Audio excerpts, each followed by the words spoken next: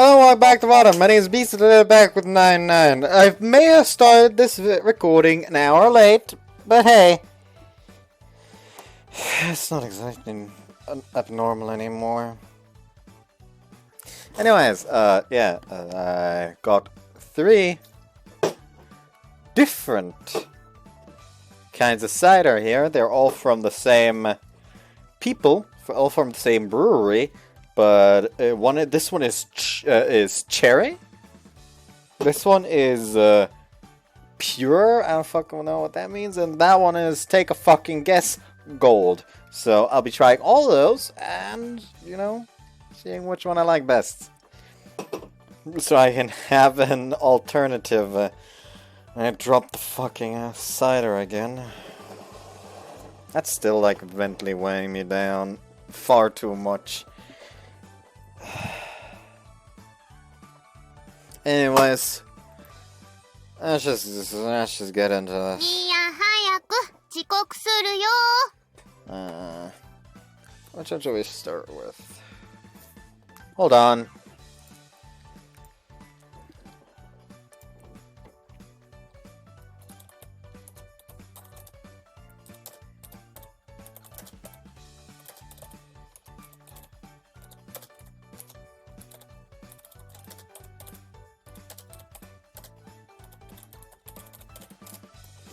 I'm just going to ask somebody online. I had a conversation with them right before I started recording.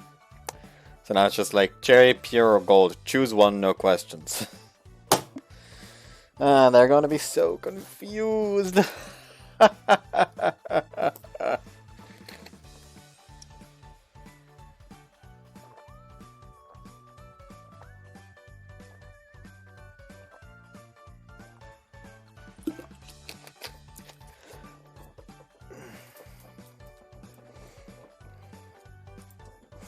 まだそんなに遅くないだろう。急ぎたくないじゃん。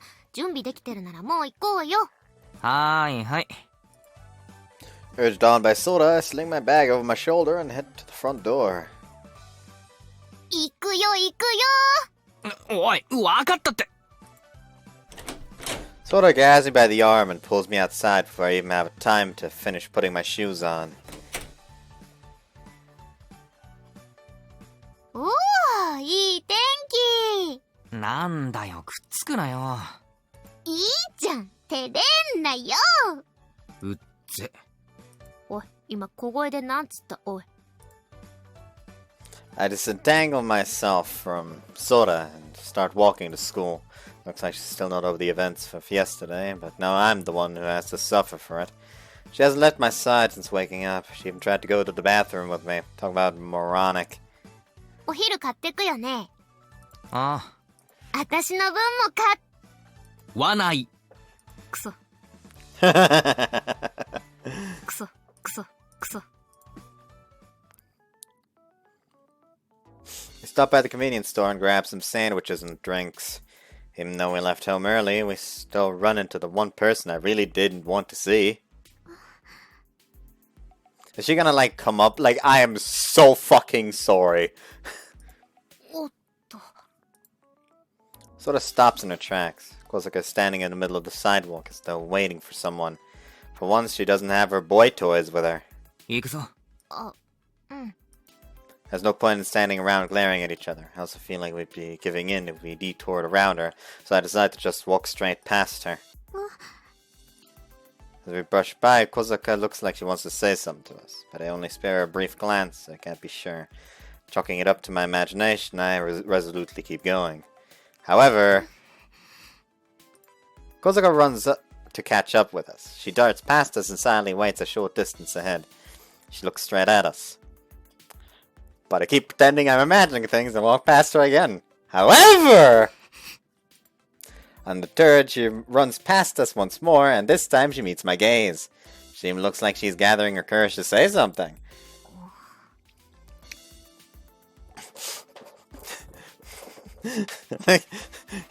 He just like stands still, looks over at Soda. Should I?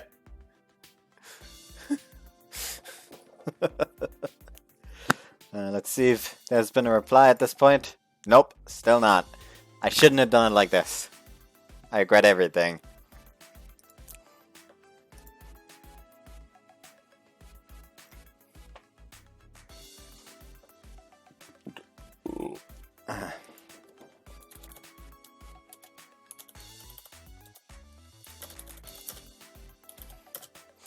Let's do it here too, why not?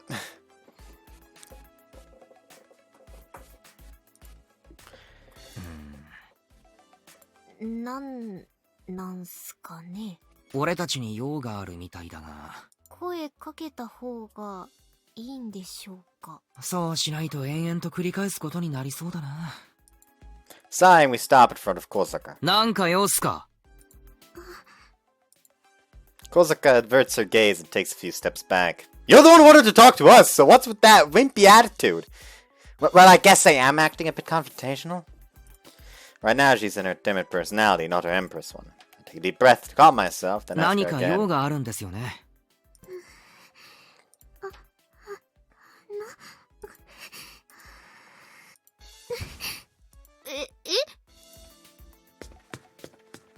She steps up to Sora, pushes something in her hands, and runs off. What is with that girl? なんなの？手紙か？ぽいけど、ラブレター？ Ah, yes, that. Ah, yes, I do ship. What was her name? Just skip there so I can. Haruka, thank you. Ah, yes, I too ship Sora and Haruka. 手紙？一瞬俺も思っちゃったけど、なわけないよな。だよね。なんだろう。何怖い。読んでみれば？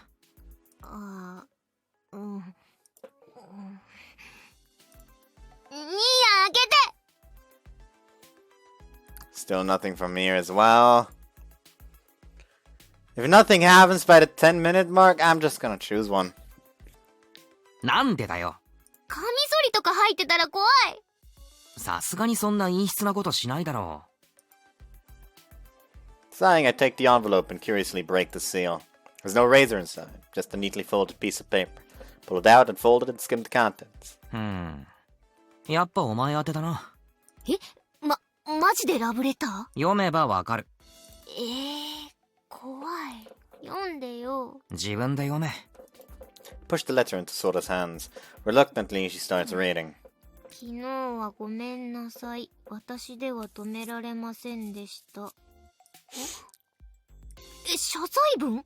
みたいだな。よければ連絡くださいって ID まで書いてある。話したいことあるって。どうすんだ？どうすんだって、どうすればいいの？明確に敵対しているわけだし、無視もありだとは思うが。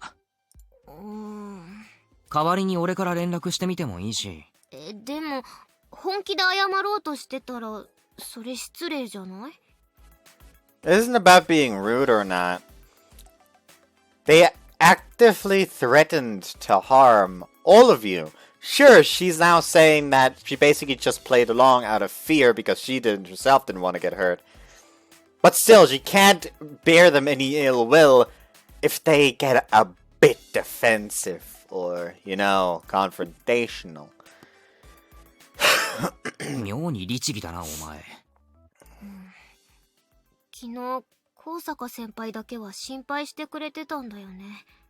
話してあげたらとか言ってくれてたし。ああ、そういえばそうか。だから、ちょっと私、連絡取ってみる。そっか。反対はしないけど、十分気をつけろよ。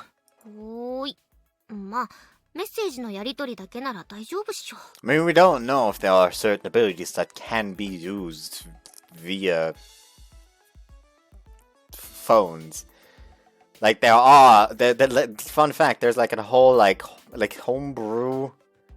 I don't fucking know if it was homebrew or something, but like basically like a technomancer class in some tabletop, in some TTRPG, which has an ability where basically if you are you can basically use spells via machines. So if, for example, you use a spell through your PC to the PC of another, the spell's range, the spell's origin basically becomes that PC and has the range it would usually have.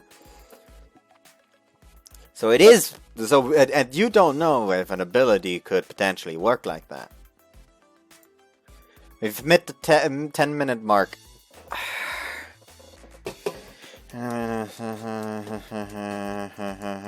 Gold.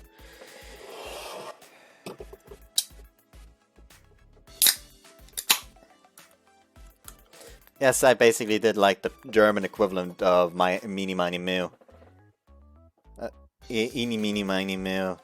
There's what? Mo, not Moo. Mo. Catch a tiger by its tail, but I don't fucking know the rest.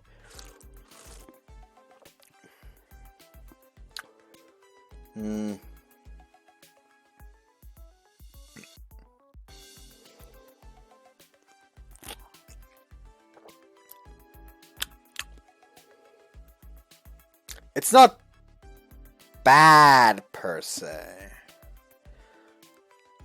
Just kind of underwhelming.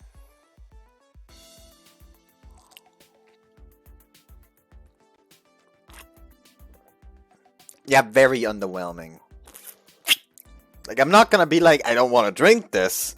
I'm still gonna finish it because I opened it now. And it's a, can, so I can't fucking close it again. But it's very underwhelming. Anyways. Maybe if I were to mix it with something, it could be better. I don't fucking know. Sort of stuffs the letter in her bag. Maybe she's not as hung up on yesterday's events as I thought. Still worried about her, but if she hears me admit that, she'll start teasing me. So I'm just gonna keep my mouth shut. 学校着いたら送ってみよっかな。リアクションあったら報告します。了解。九条にも伝えておかないとな。いいよいいよ。私から伝えておく。そっか。なら頼む。クールに頼むとか言いながらも内心動揺している兄なのであった。は？残念だったな。このネタを話しかけるきっかけに使おうというみやこ先輩への下心。私見逃さない。うっぜ。おい、今小声でなんつった。おい。くだんねえこと言ってないで行くぞ。はいはい。Resume my walk to school. I'm honestly shocked that Kosaka wants to talk. Like Sora said, there probably isn't any danger if they're just texting, so I'm not quite worried per se. But I can't help wondering how things will play out. For now, I'm leaving this in Sora's hands.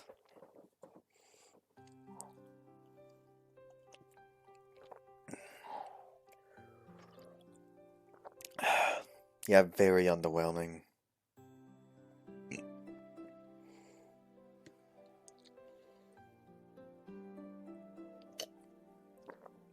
Like I said, not bad per se, it's just... I'm not gonna go out of my way to buy that. Like, how much did they cost? I don't fucking remember even.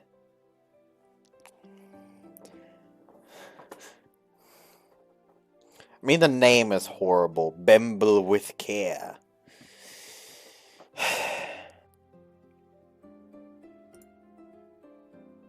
Should have asked the other person. The other person responded by now, but I didn't ask him.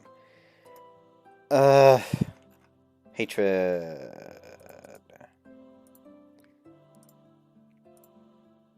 No one responded here either, so too bad.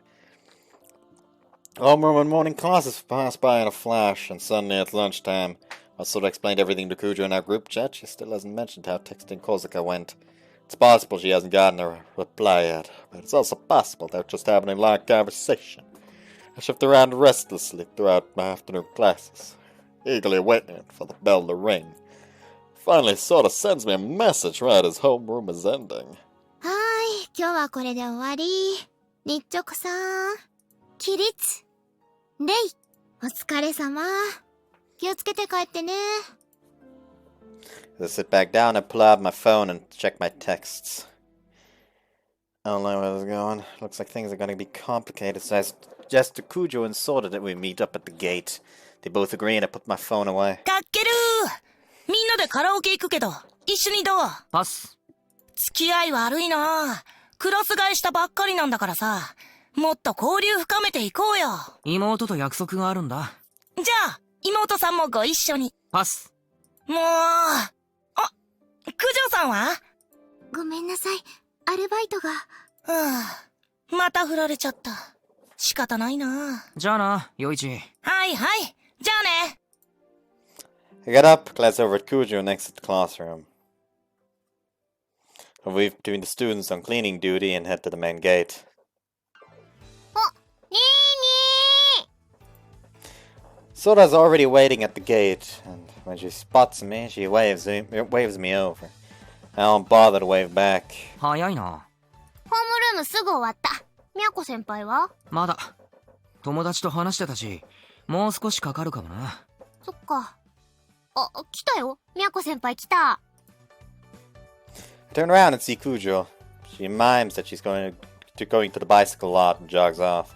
A few minutes later, she returns with her bike. ごめんなさい。お待たせしました。The Yakuza series really has ruined bikes for me. Every time somebody mentions having a bike, I just imagine them carrying it over, ready to beat someone over the head with it.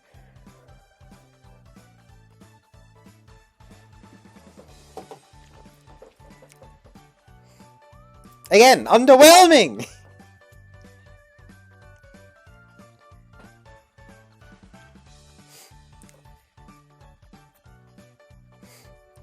全然。今来たとこ。端に寄るか。ここだと邪魔だし。あ、そうだね。We scoot over to the wall.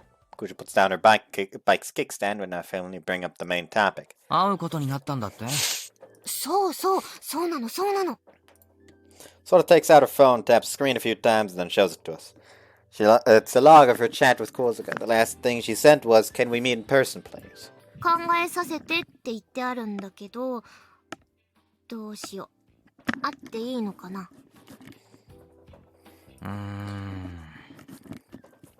なんで会いたいんだ？同じユーザー同士、仲良くなりたいってあるよ。You know, that's a very nice idea, Miyako. However, a bit too naive. そう言われた。仲良くね。嘘かな？騙すつもりかな？直接謝りたいともあるけど、今日ほぼ一日中やりとりはしてたんだけど、なんていうか、敵？ She scrolls through the message 最初 log. にごめんなさいってあってね。その後、めっちゃ話しかけてくんの。趣味の話とか、何？お前の距離感測りかねてる感じの返信が生々しくてムズムズするな。そうなんすよ。あっちも仲間探してるみたいだから怪獣したいのかなとか思って警戒してたんだけど、にしては会話下手すぎない？なんだか自分がどういう人間かを必死に伝えようとしているように見えるね。趣味の話もそうだし、食の好みとか。そうなんだよね。だからわかんなくて、先輩が何考えてるのか。Maybe it's really a thing of the artifact caused her to develop a new personality, which starts to take over more and more, and she just feels fucking scared or something. 裏はなくて、本当に仲良くなりたいのかな？リグ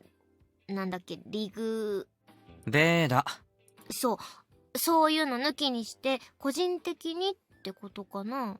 わからないけれど、勧誘には見えないね。そういう流れに持っていこうとしていない。じゃあ会ってみてもいいのかな？九条、今日はバイトだっけ？同席はできないけれど、待ち合わせ場所をナインボールにしてもらえれば、何かあった時に対応はできるかも。ナインボールで会いましょうって送ってみてもいい？渋い顔。昨日あんなことあったばかりだし、お兄ちゃんとしては心配だよね。なんだよ、シスコンかよ。I'm going to beat you in. Ah! ぶっ飛ばすぞ。ちょっとマジトーンで言うのほんとやめて。割とビビるからマジで。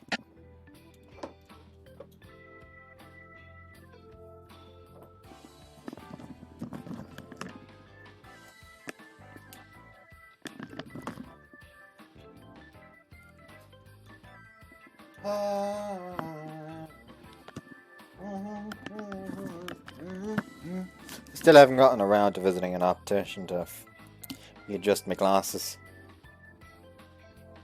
ま、情報は欲しいしな。空が大丈夫だと思うなら止めはしない。私の判断が正しいかっていう問題はあるけど、じゃあ送ってみる。俺も同行するって伝えとけ。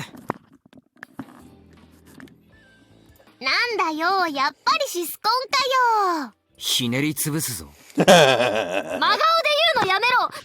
いいのか、泣くぞ。いいからさっさと送れ。いい。Miyoko's expression. Pouting, Soda looks down at her phone. Meanwhile, Kuja watches us bicker with a grin. Feeling Kuja's starting to think I dote on my little sister. As it's not a big deal, but I do wish she'd see things for what they are. I swear I'm not a siscon. Seriously, I'm not. The second a character in a visual novel interacting with their sister says that, it's almost always very much the opposite. And I hate it.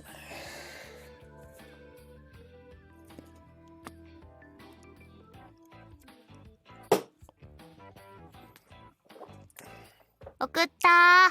って早っ。返信早っ。もう早きこと光のごとしだった。ナインボールでいいけど2位には来んなって。は？男の人怖いんだって。はあ？いや、わかるよ。兄上が言いたいことわかるよ。毎朝あんなに男をはべらせて怖い？だよね、わかる。兄様の怒りわかりますわよ。人格が変わるんだよね。そうそう。もともとの人格は男性が苦手なのかな。それなら嘘はないけれど。It could just be like an automatic personality that comes out to deal with men ever since you got the artifact. ああ、それなら辻褄は合うが。最初に見た時も男の人に囲まれて怖そうにしてたような気がしないでもないかも。ここに来て一気に疑わしくなったな。And her Empress Act does continuously tell them not to touch them with the excuse that they are knaves who aren't worthy of touching her. But it may just be like a more confident mask to try and keep them away.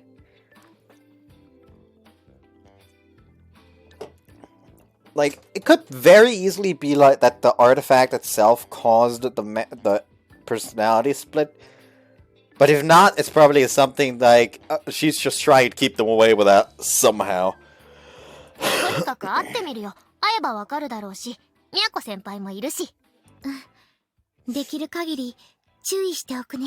来るなって言われてるなら別の席にいるわけにもいかないか。やばそうな気配になったらすぐに呼んでくれ。おーい、まあ任せなさいって。他の2人のこととかバッチリ掴んでくるから。あんまり調子乗んなよ。はい、分かっております。とりあえず OK って返事しちゃいます。先輩、まだ学校にいるのかな。ああ、ここで話してると鉢合わせるかもな。送った。じゃあさっさとナインボール行きましょい。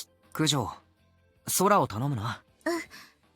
新見くんは近くまで一緒に行く？いや、俺はもうちょい学校に残って司令官を探してみる。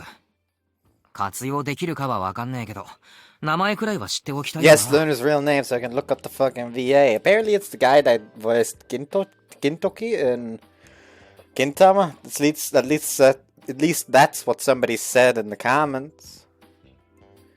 Did I look up what the voice actor last time? Fuck.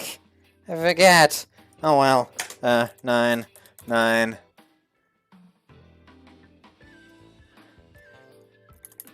VNDB.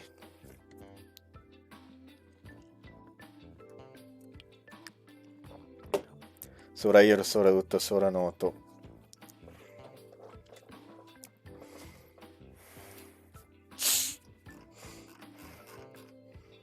I think I did end up looking it up last time though. Yeah.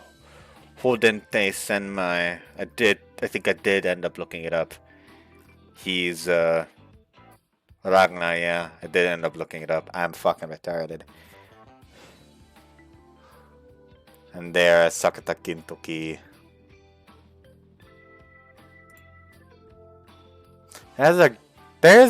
There's a fucking Gintama PlayStation 2 game?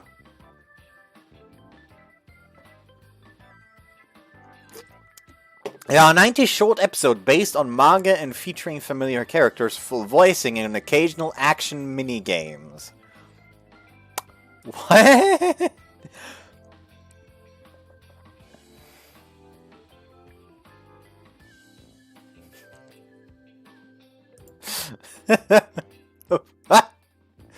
Anyways. じゃあ、ここで解散だね。呼んだらちゃんと来てよね。わかってるって。適当に調べたら近くまで行く。絶対だかんね。よし、みやこ先輩行こう。あ、新見くん、また後でね。ああ、気をつけて。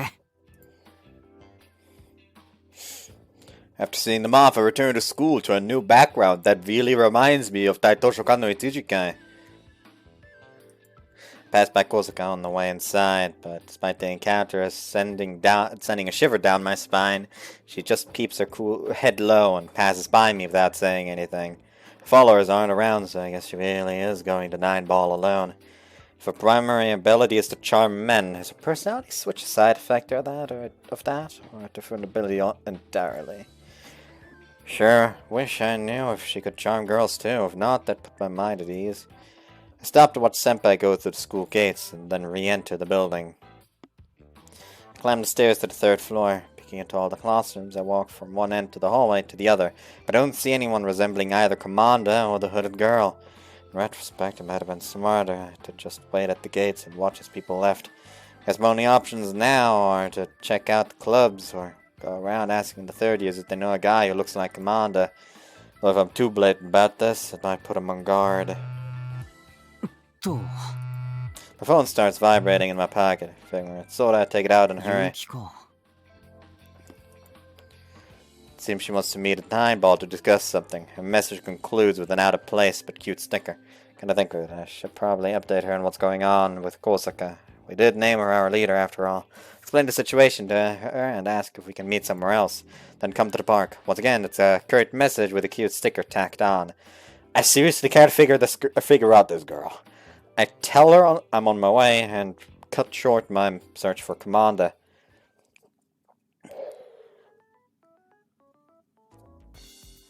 I arrive at the park 10 minutes later. No sign of Yuki, as far as I can see. I go to sit down on a nearby bench, but then freeze when I realize it's the same bench we found this petrified girl on. I walk to the next bench over and settle down there. Where's Kuho Girls Academy again? Is it farther from the park than the park that I am? So I could see it taking Yuki some time to get here. 時間通りね。おっ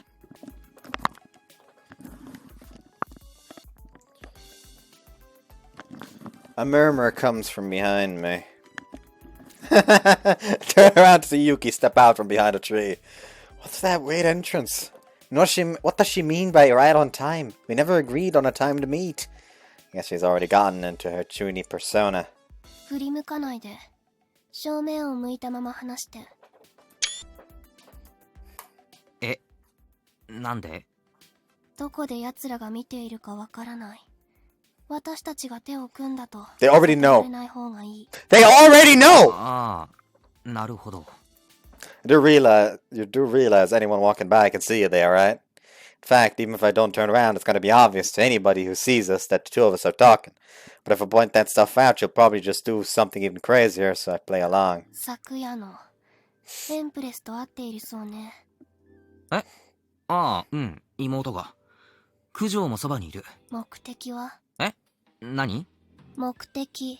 ああ、さあな。仲良くなりたいとは言ってたけど。仲良く？エンプレスなんて名乗っている割には可愛らしいことを言うのね。ごめん。何？声小さくてよく聞こえない。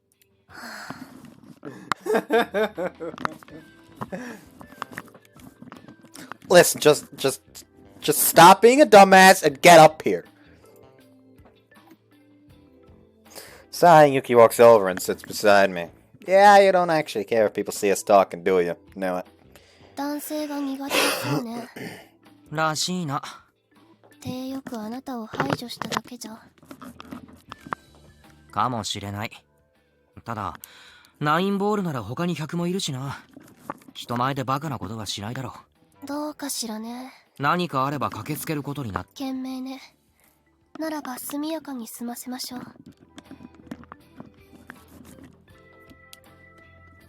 She takes out her phone and fiddles with it for a bit. Seconds later, my phone buzzes. データを送った。確認を。I obediently take out my smartphone and look at her message. Oh, nice. あいつらの写真か。ええ。あなたたちと問答をしている間に撮っておいた。かなり不鮮明だけれど。暗かったし仕方ないな。助かる。これであいつらを探しやすくなる。ということは、エンプレス以外はまだ特定できていないのね。ああ、多分3年だとは思うんだが。そう。私はフードの女を調べていた。少なくとも私と同学年ではないようだけれど。ただ、クホーの生徒ではないと、まだ断言はできない。顔が半分程度しか見えないし、判断材料が少なすぎる。I mean, the look did suggest that she's shut in. Kinda. Shut in. It could be like shut in caused to be scared of leaving the fucking house because of something that happened. So gaining a power like she has now could kind of make her go off the far end in a way. Like, she doesn't need to be scared anymore. Everyone else needs to be scared now. That kind of stuff. 俺も女の方を調べつつ、司令官の特定を急いでみる。ええ。本名や住所が特定できれば、交渉材料くらいにはなる。その程度でビビる奴らなら助かるんだがな。名前や顔を隠すのは、後ろめたい証。個人情報が彼らへの抑止力となるのなら、徹底的に利用すべき。With that, Yuki gets to her feet. もう行くのか？ええ。要件は以上よ。ありがとう。有効に使わせてもらう。礼なんて必要ない。私たちはバルハラソサイエティの仲間なんだから。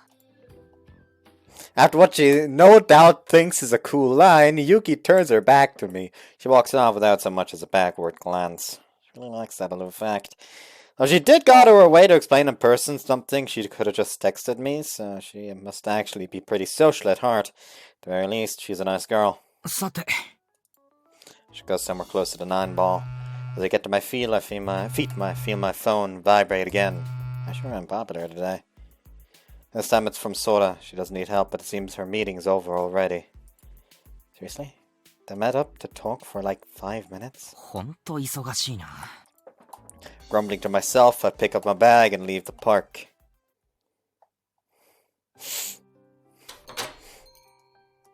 いらっしゃいませ。 I wave to Kujo and give her a hello. She takes me to Sora's table and I sit down. お疲れお疲れ。お疲れ。ご注文決まりましたら。コーラください。かしこまりました。少々お待ちください。After giving Kujo my order, I turn to どうだっ Sora. た？収穫ナッシング。やけに早かったよな。10分くらいかな、話したの。って言っても9割無言だったけど。なんだそりゃ。自分で言ってたけど、異常なコミュ障なんだってさ。女の子ならまだ頑張れるけど、男の人いるともう一人の自分に頼っちゃうって。もう一人のか。で、頑張ろうと思ったけど無理そうだから、ごめんなさい、帰りますって。もう一人の自分には頼らなかったのか？直接聞いたわけじゃないけど、できる限り人格を変えたくないっぽい感じだった。結局目的は分からずじまいか。そうなるね。でもやっぱり悪い人ではない気がするな。ごめんなさいって普通に謝られたし。Sora gazes out the window and sips her drink. If all she wants is to find friends, we might be able to convince her to cut ties with those Rigveda とにかく guys. 連絡待ちかな。何話したいのかわかんないけど。お待たせしました。ああ、ありがとう。みやこ先輩にも報告するね。お願いします。A new customer walks through the door and Kuja hurries off to greet him. 飲み終わったら出るか。あれ、ご飯食べてこないの？まだ早いし、長居するのも迷惑だろうし。ここ出て、駅前。オッケーオッケー。Fuck! まだ早いし、長居するのも迷惑だろうし。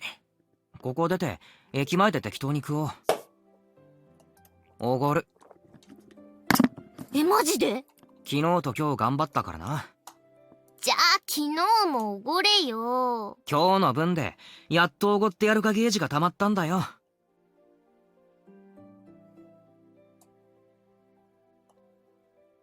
何それ、おごったらゼロになるの？なる。100がマックスだ。バカなの？おごる気なくなったわ。割り勘ゲージマックスだわ。やだ。今日のお兄ちゃん超かっこいい。抱いてほしい。はあ、今なんて言いました。はあ。何食いたい？カレーの気分。じゃあそこ一行くか。やったー。ちなみにここをおごってもらうとどうなります？ゲージがゼロになってカレーは割り勘になる。ケチこせー。お前が文句言うたびにゲージが減少していくぞ。お兄様太っ腹ステーキ。割り勘だな。なんでだよ。I ignore Sora and finish off my drink. When the sun goes down, we head out.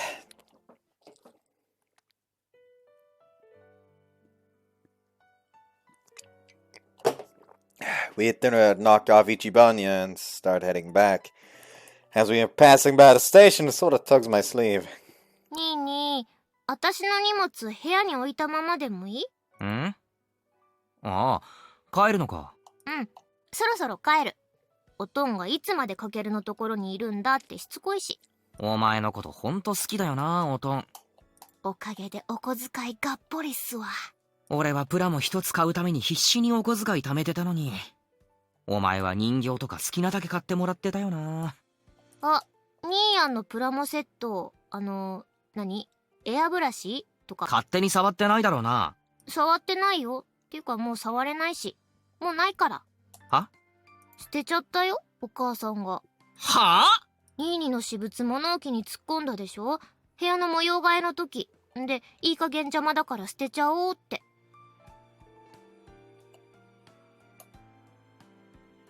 いやいやいや。マジで？マジで。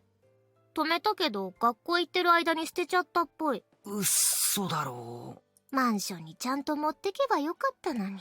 初めての一人暮らしだから、あえて持っていかなかったんだよ。趣味に没頭する余裕ないよなって思って。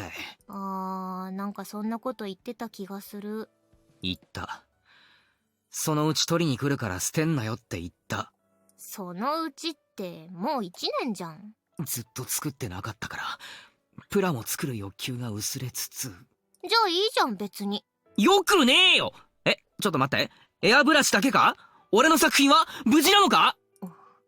マジかよ。なんかあれだね。ネットのコピペ思い出した。奥さんが旦那さんのコレクション勝手に捨てちゃうやつ。俺のストライクディスティニーフラッグセブンソード。うわマジでショック受けてる。おー、よちよち元気出してね。Sort of ruffles my hair, but I don't even have the energy to push her away. I really did it. I wasn't amazing in it or anything, but I poured my heart and soul into those models. Now they're all なん gone. かもうどうでもよくなってきた。腹いせに私の荷物捨てないでよね。しねえよ。パンツかぶるくらいは許す。アホか。ひどい。まあいいや。仕方ない。1年も放置した俺が悪い。切り替え早っ。怒っても悲しんでも、俺の作品は戻ってこないからな。グッバイ。俺のスターダストメモリー。あ、これ切り替えられてねえな。ショックのあまり頭おかしくなってんな。どこ見てんの？空？星そんなに出てないよ。大丈夫？精神崩壊しちゃった？はあ、何もかも虚しい。じゃあな、気をつけて帰れよ。はいよ。一応お母さんにニーニが絶望してたって伝えとく。それは大いに伝えておいてくれ。任せろーい。 Sora waves and runs off to the station. I watch her until she's out of sight and start the long trek back home. Man, I'm beat. Back home. Throw my bag into a corner and change into my pajamas. Once I've changed, I turn on my laptop and open the bag of chips I bought on the way back. Maybe I'll watch a movie to ease my heartache. Oh no. ずいぶんと景気の悪い顔をしているわね。 Spare stairs open and Sophie pops out. I can't even catch a breather when I'm home alone. I'm just way too busy ユーザ today. ー探し。芳しくないよね。いや、 Take my hand off the mouse and close ユ my ーザーを4 laptop. 人見つけた。あら、4人も。 1人は仲間にできた。1人は敵か味方か微妙。残りの2人は確実に敵だ。へえ。 Can't tell how she means that. Is she impressed or not? All she does is flap her tiny arms and put on that goofy grin, so it's impossible to know what she's 4 thinking. 人。この枝は随分と展開が早いわね。別の枝ではまだ何も進展していない Can わ you stop mentioning the other branches, please? You make me yearn for better routes.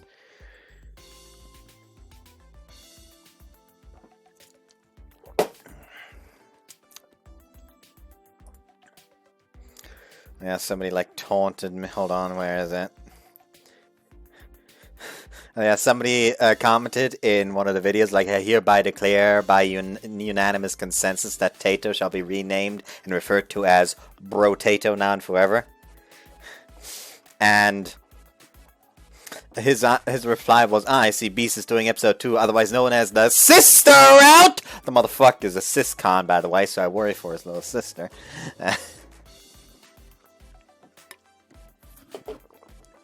Now I'm just sitting here like, buddy, if I could go without the sister romance, I would go without the sister romance. But sadly, I need the info from this game for the next game.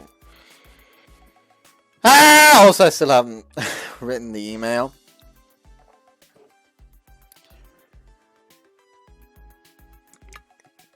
To ask for permission to do episode 3.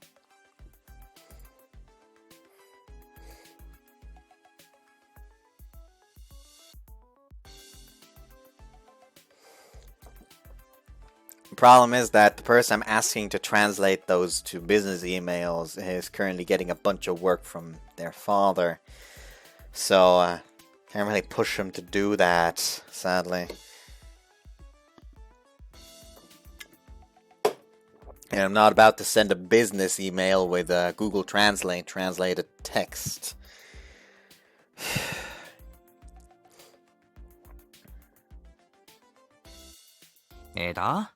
別の可能性のことよ。意外と空が優秀だったのかしら。そばに置いたのは正解だったわね。何の話だよ。察しが悪いわね。気が向いたら説明してあげるわよ。She's sighing at me, but I don't even have the energy to argue. Honestly, I don't just want this conversation done. 助けてくれないか。素性を特定したい。二人の敵の、ね。そう。Pick up my phone and show Sophie the pictures Yuki sent me. 髪の長い人の名前は分かってる。高坂遥先輩。分からないのは残りの2人。真ん中の男とフードの女。ぼやけていてよくわからないわね。なぜ敵対したの？ユーザーの理想郷って言ってたっけな。今の世の中をユーザーの力で支配したいらしい。あらあら、支配？馬鹿げた理想を語るわね。俺もそう思った。そのためなら人殺しも容認するらしい。一番嫌いなタイプだわ。いいわよ。手伝ってあげる。助かる。もしかしたらこいつらのどっちかが魔眼のユーザーかもしれない。根拠は？根拠ってほどでもないが。 Point to the hood girl.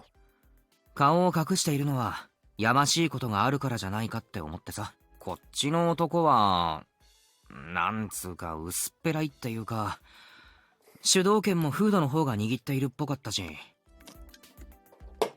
Like, people said that I'm probably gonna, like, come to like Commander at some point, but right now I want to commit hate crimes against him.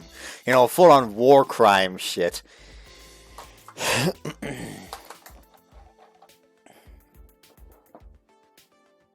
だからもし魔眼のユーザーがこの中にいるなら、フードのこいつが一番怪しい。なるほどね。一応聞いておくけど、日常的に接点はないわよね。ないな。あったのは昨日だけ、一回きり。男の方は同じ学校みたいなんだが、フードの方はわからない。そう、わかったわ。少し手こずりそうだけれど、一日もらうわよ。ああ、頼む。暦が悪いからあまり動きたくはないのだけれど、魔眼のユーザーの疑いがあるのなら、そういうわけにはいかないわね。また出たよ、暦が悪い。なんだよそれ。占いよ。そういうの信じるタイプか？信じるも何も、私の占いは当たるのよ。ああ、そう。何よその気のない返事は。まあいいわ。じゃあ、私は行くわ。Like, well, you're awfully unenthusiastic today. Well, my life's work has been thrown. I found out that my life's work has been thrown in the trash. You're only in high school. Your life's work can't be anything that impressive. あなたにしてはよくやったと褒めてあげる。じゃあね。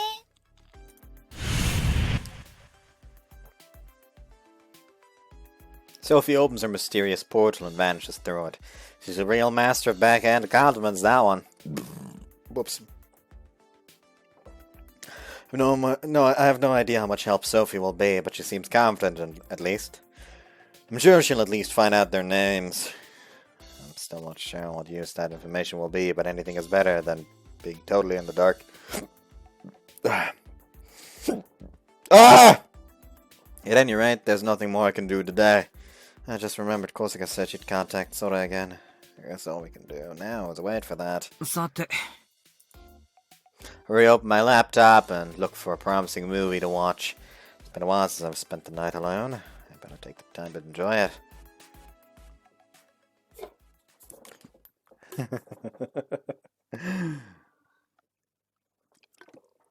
Oh, please, you know he's jacking off. I ignore the boring lecture while I fiddle with my phone underneath the desk. As promised, Kosaka contacted Sora again last night, and apparently they talked quite a bit. Sora sent me screenshots of the whole conversation. From the looks of it, she learned a good deal about Rig Veda. Maybe I shouldn't have bothered asking Sophie, since Sora already beat her to figuring out Commander's name. Commander is Takemine from my year. I never talked to him before, but he apparently was watching me for a while and thought I might be a user. Originally, he spoke to me through the forum, not realizing we were classmates. But after he noticed similarities between what I was posting and what happened around him, he began to suspect who I was. As I mentioned yesterday, I'm terrible at talking to men, so when Takemine confronted me, I switched to my other self. My other self showed an interest in the world Takemine spoke of, one where we would be free to use our powers however we wished. Eventually, he convinced me to join the Rig Veda. I guess Senpai is the type who gets talkative when she doesn't have to speak to someone face to face. These are some chatty messages. But the most interesting part is, at first I was glad to find others sharing my circumstance, but yesterday's events shocked me. I could never condone murder the way they did. This message. Of course, I was telling the truth, and she started to distrust Commander Takamine and the hooded girl thanks to the events of 2 nights ago. While I can't be certain, it feels like she's debating whether or not to defect. At the very least, this version of Senpai is. One of the other members of Rigveda might be the user of the evil eye, and even if that's not true, they're at least condoning murder. The more allies we have, the better. If we play our cards right, we might be able to win Korsaka over. We can get her to leave Rigveda and join the whatever society. I was thinking it'd be nice to name our little band, get that team spirit going and all, but I didn't expect us to end up with something weird like Yuki's idea. I'm the one who called her our leader, but I'm kinda regretting it now.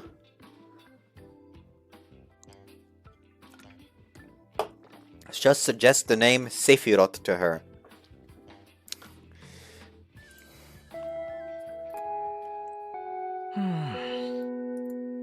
Put my smartphone away when the bell rings. We stand and bow, signaling the end of class. かっけるーご飯食べましょうあ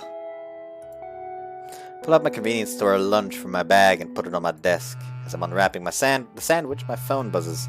Take a bite of lunch before picking it up to check it. There's something I'm curious about, so I'm gonna go scout for a bit. I promise I won't do anything dangerous, so don't worry. Scout what? Glance over at Cujo and our eyes meet. She looks as worried as I feel. Sora said she won't do anything dangerous, but what exactly is she doing? 何今の何何が九条さんと見つめ合って。ちょっと目が合っただけだって。そんなこそこそメッセージのやり取りしなくていいじゃん。僕も混ぜてよ。いや、メッセージは妹から。変なの送ってきたからおいおいってなっただけ。九条さんと家族ぐるみの付き合い。すでにそこまで進んでいたなんて。I wish that was the case, but no, he's going to fuck his sister.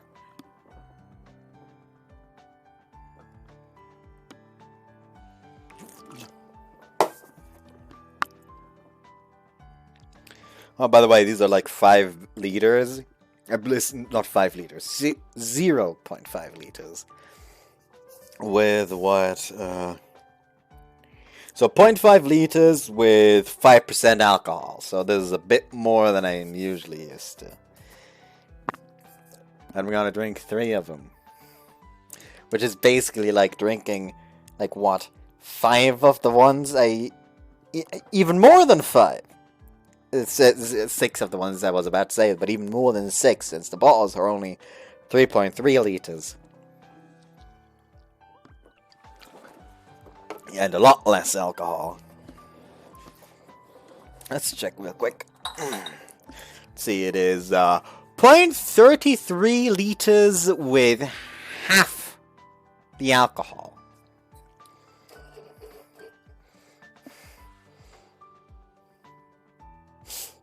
So what? It's like already double because of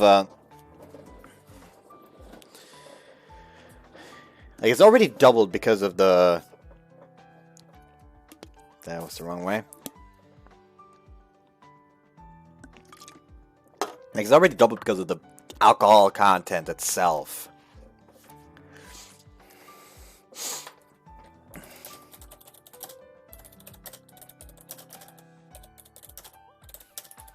The person responded saying pure cherry, and I started with gold.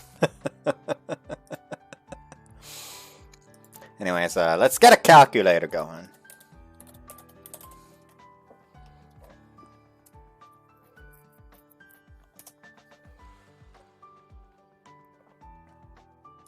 That's my scientific calculator. That's always good.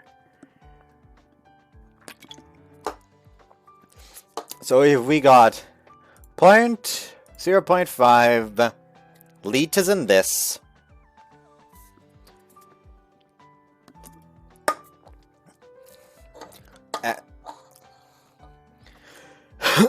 then times 5%. What's the percent? What's the percent? That's the percent.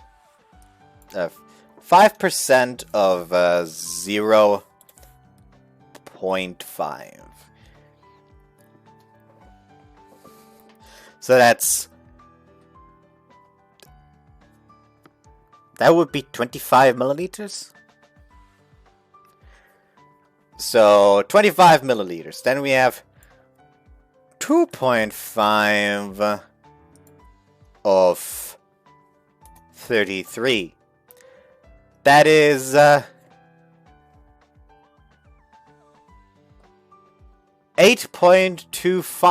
milliliters. Hold on, let's actually do it like this. 5% of 0.5. So then we have the 0.025 divided by the 0.00825, which is, that can't be right, roughly 3 times more. So if my calculations are right, that's 3 times more alcohol per fucking can. I'm probably wrong somehow, but it's been a while since I was last in school, so I have an excuse. Nice. Woo!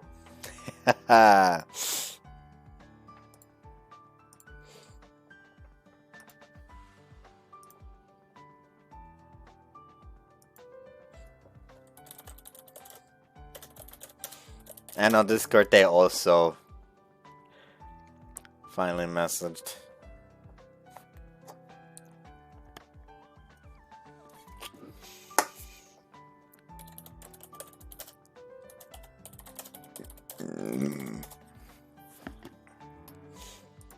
Yeah, I'm seemingly done with gold now, so let's put that here and grab hold of pure. That, oh, actually, these all have differing amounts of alcohol too. This one has 5% alcohol. This one has 6% alcohol, and this one has 4.2, making it with these two, if I somehow even out the alcohol content, slightly more than 3 times per can. What am I doing to myself?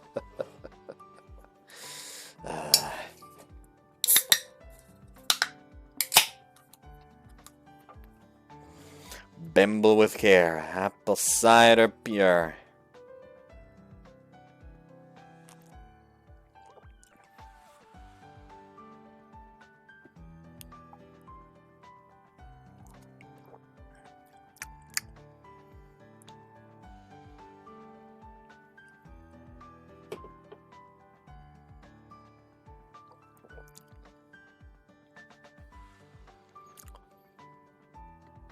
Gold was better. This one has a weird aftertaste. I don't drink it since it's not like I don't want to drink it.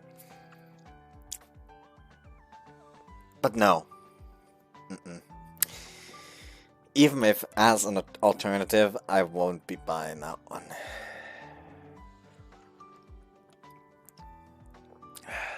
This has kind of become like a weird alcohol review.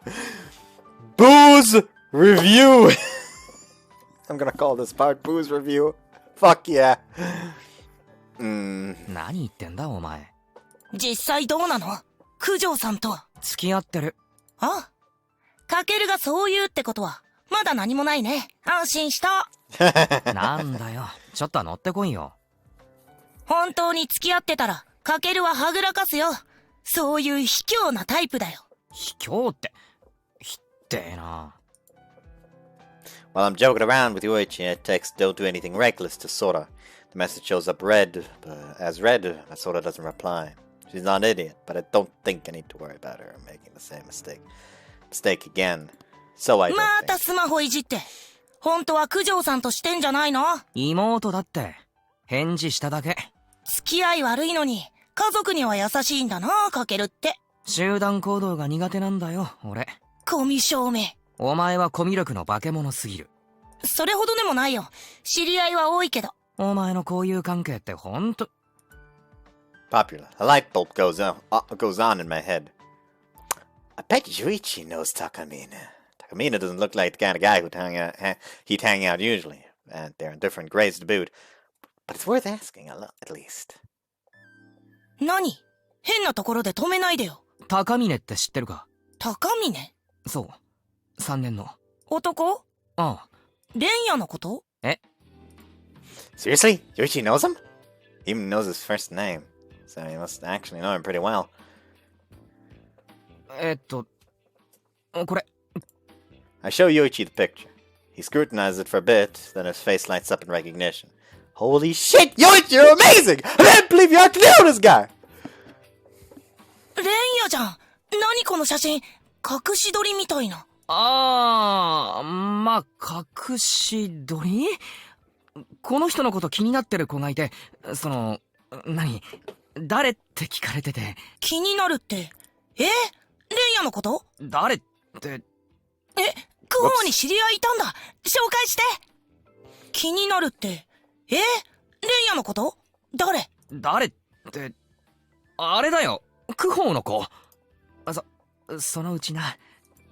Sorry, Yuki. I had to take myself out of this hole somehow, and you were the best option. I'm so sorry. っていうか、レンヤに女の子の知り合い？何この子たち、両手に花じゃん。仲いいのか？小さい頃はね。マジか。幼馴染か。うん。今は会えば話すくらいかな。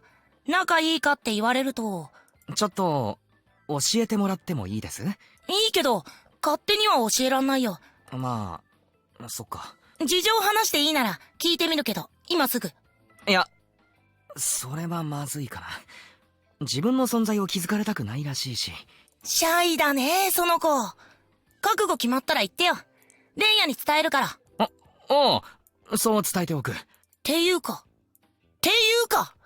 もう一回写真見せて。おう。He also knows the girl? I bring up the picture again, and Yuichi snatches the phone from my あ hands. のコミショなレンヤに女友達なんて。一人は顔わかんないけど、もう一人はかなり可愛い。誰この子？さあ、陽一が知らないなら俺もわからん。見たことある気はするな。1年の女の子はチェック済みだから。チェックって。それくらいたしなみでしょ？たしなみ。久しぶりにレンヤに声かけてみようかな。この子たちとお知り合いになれるかな。俺の名前出すなよ。わかってる。こう見えても口は硬い方だから。Grinning, Yuichi returns my phone. Sorry for lying to you, Yuichi, but if I tell him about Kozaka, things are gonna get complicated. The fact that Yuichi knows Takamine is a real stroke of luck, but if Takamine finds out I'm investigating him, he'll grow wary. No, wait, maybe he's expecting that. All those guys are probably trying to find out who we are, too. Either way, now we know Commander's real name. That alone feels like it lifts the pressure on me. All that's left is to find out if he's the user of the evil eye. There's also that thing Sora went off to scout.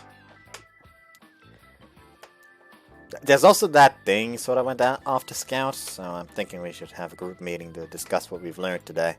クホの子って可愛い？まあ、うん。ほー、いいな。なんでレンヤばっかり。お前なんてよりどりみどりだろ。女の子の友達が多いだけだよ。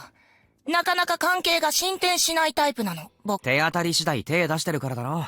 それは昔の話でしょ。一回修羅場ってからは反省しました。一回やらかしてるのがありえねえんだよな。仕方なかった。青い衝動を抑えきれなかったんだ。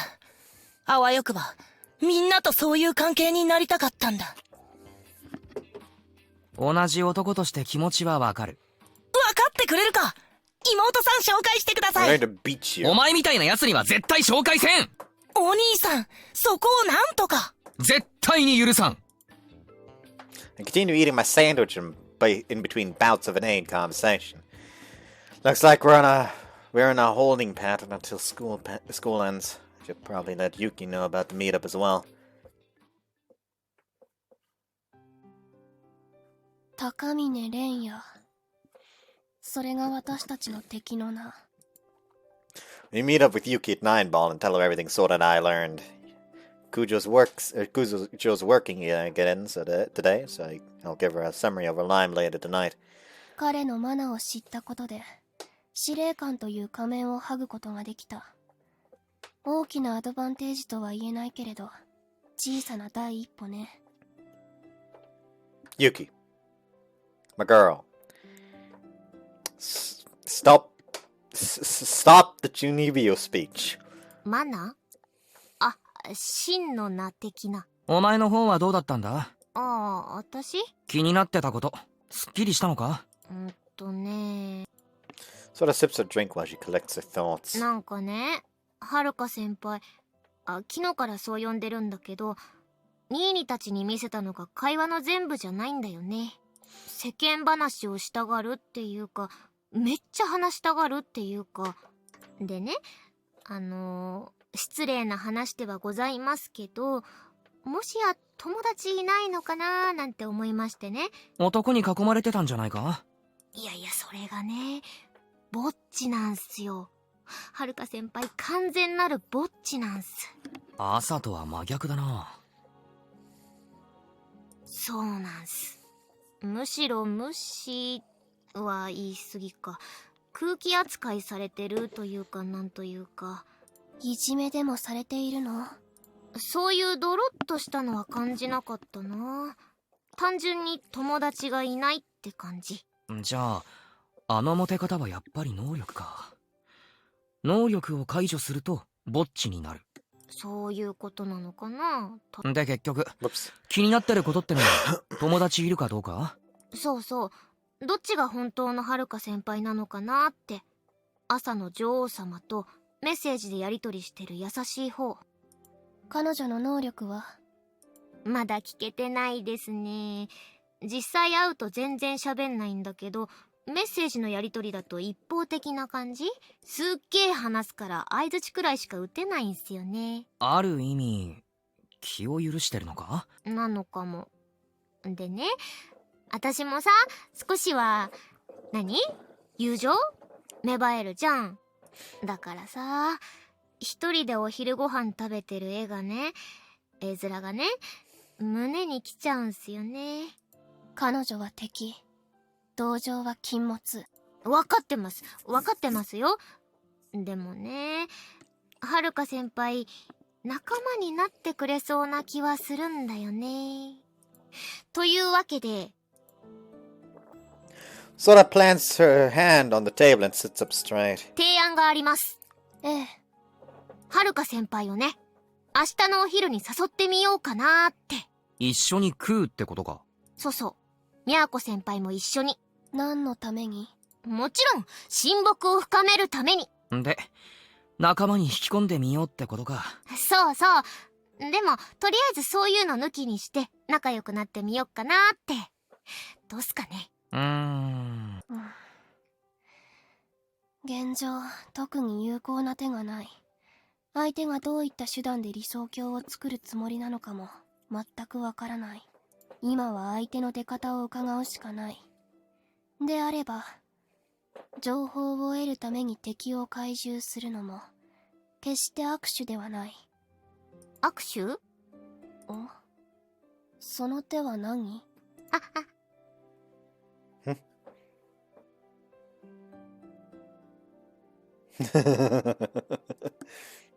？Sora hurriedly pulls back her hand. She's blushing a little. お前今ガチで勘違いしただろ？いえ、違います。ボケただけです。間違えただろ？いえ、違います。しつこいです。いいかしら。はい。Yuki sighs and takes a sip of her 高 tea. 坂遥のことはあなたたちに任せる。学校が違う私では手出ししにくいから。ウィッス。明日お昼誘うのはオッケーってことでいいんだよね。ちゃんと九条にも許可取れよ。わかってるわかってる。Glance over at Kujo, who's serving a nearby table. She probably heard us mention her since she gives us a smile before heading into the kitchen. とりあえず、私からは以上っす。はるか先輩とはいい関係を築けるんじゃないかなと、そう思っております。私からは特には、フードの女について調べているけれど、何もつかめていない。俺は、あれだな。下の名前教えてくれたの、俺のクラスメイトなんだよ。わ、そうなんだ。世間は狭いですな。俺は、あれだな。下の名前教えてくれたの、俺のクラスメイトなんだよ。幼馴染なんだってさ、高峰と。んでだ。話の流れで、何？高峰のこと気になってるクホーの子がいるから詳しく教えてくれって感じになったわけで。クホー？うん。私？ Yuki scowls at me. I prepared myself for her to yell at me, but it seems I'm worried over nothing. She merely takes another sip of her tea and plays it down. 今まさに彼のことを調べているのだから、気になっているのは間違いではないわね。じゃあ、結城の ID 教えるのはありか？なぜ？事情を伝えていいなら、高峰に確認した上で ID を教えてくれるって話になってる。気になっているというのは、敵としてではなく異性としてという意味で伝わるのよね。まあ、そうなるな。却下。ですよね。それさ、実際に結城先輩がやりとりする必要なくない？ん？だからさ、作っちゃえばいいじゃん。架空のクホーの女の子と新しい ID。ああ、確かにそうだな。却下。ダメ？たとえ敵であっても、他人を騙す嘘は許容できない。へえ、手段は選ばないタイプかと思った。いいえ、人殺しも厭わない相手だろうと。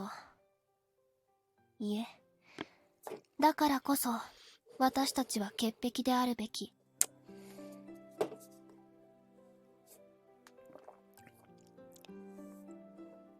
私たちは正攻法で攻める。道を踏み外せば、奴らと同類になってしまうか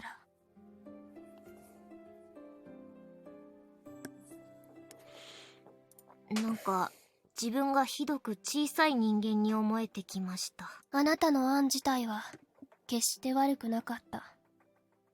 ただ、私たちのやり方に合わないというだけ。ああ、はい。Whoops. じゃあ、とりあえず、高坂先輩と仲良くなって、そっちから聞き出すしかないな。そうね。空、頼めるかしら。ウィス、やってみるっす。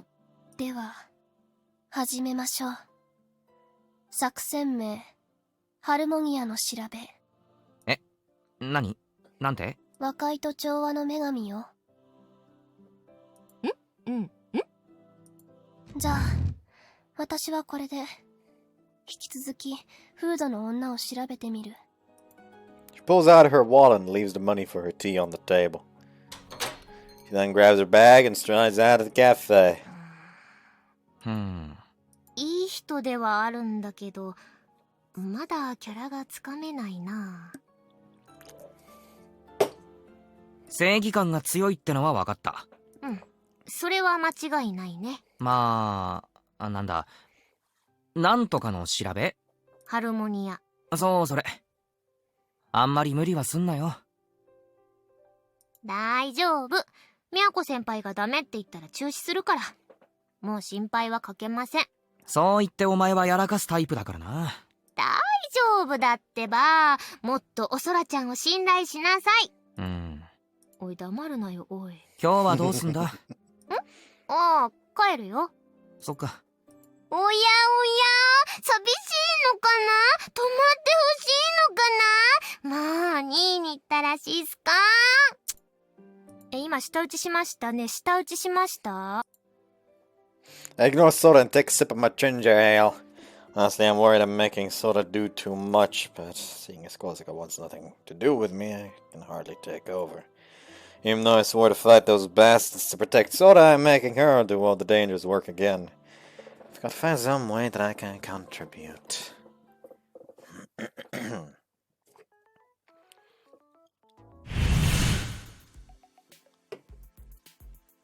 調べてあげたわよ。 Thanks. As I get home from dinner, Sophie pops into my room. Oh God, I just want him to. Like she just comes in, like, I investigated them for you. The guy's called Renya Takamine. What's the girl's name? He just stays silent. What's the girl's name? I only have the guy's name.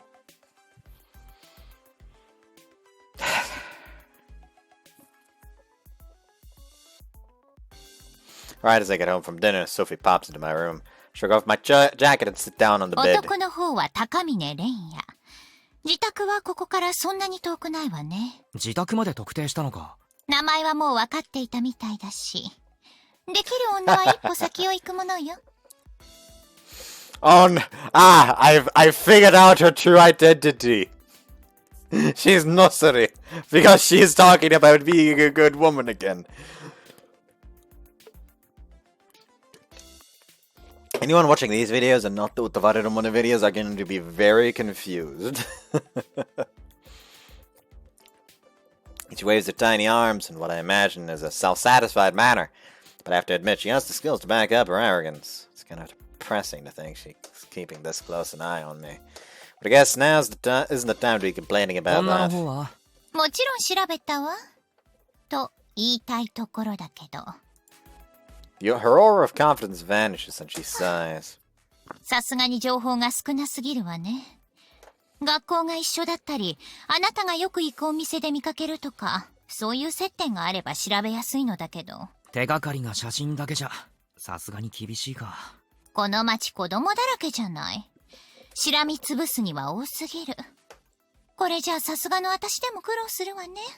けれど、レンヤって男とこの女は知り合いなんでしょ？ Just threaten him! ああ、そうだな。あ、一つ聞くの忘れてた。何？リグベーダって聞き覚えあるか？何それ？ないか。奴らがそう名乗ってるんだ。組織名というか、チーム名というか、ソフィーのセフィロトだっけ？もしかしたら因縁があるかもしれないと思ってさ。ないわね、まったく。初めて聞いたわ。じゃあ、ソフィーと同じ異世界人って線は限りなく薄いか。異世界人ね。Sophie falls silent. Something about what I said gave her pause. In order not to interrupt her thoughts, I stay silent until she speaks again. まあいいわ。レンヤを監視していれば、いつかフードの女とも接触するでしょう。特定は時間の問題ね。頼む。俺たちじゃ監視なんてなかなかできないし。空の能力ならばたやすいでしょう。見破られた、女の方に。通用しない奴がいるっぽい。あら、そう。対抗力の高いアーティファクトを所持しているようね。対抗力？そのうち話してあげるわよ。それじゃあね。あなたもせいぜい頑張りなさい。So what she's trying to say is that artifacts actually have like power tiers, which like give certain resistances to lower tiers or something like that, or certain types of artifacts of certain power or certain type are are like better at negating the power of other artifacts, which means that maybe because he can still see Sora, his impotence is also higher than that, putting him possibly on the same level as that hooded girl, and probably Yuki, because I'm guessing that she can also see Sora, since she does use her ability to hide the presence while they talk at nine ball sometimes. And she does seem to know what those conversations were about, from what I remember right off the ball right now. So it's interesting that basically there's like power tiers for those artifacts, and you like develop a certain resistance to other artifacts as you get higher in those tiers.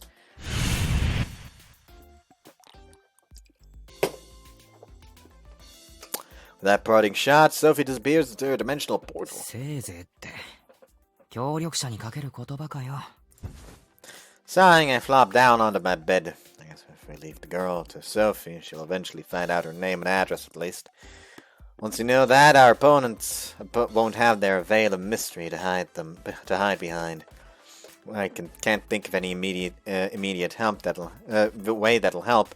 Imagine we'll have more options once we know their identities.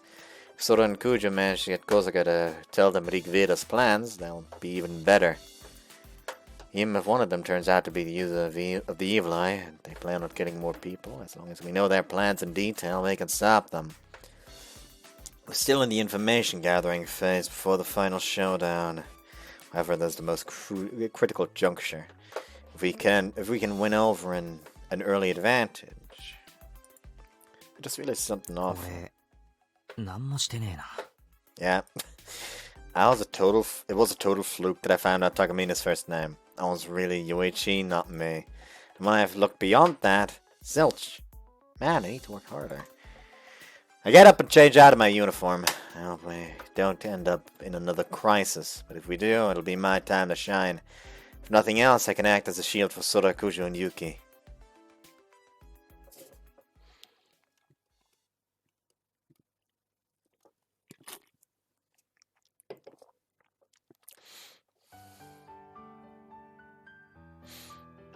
Ah, いた！先輩！はるか先輩！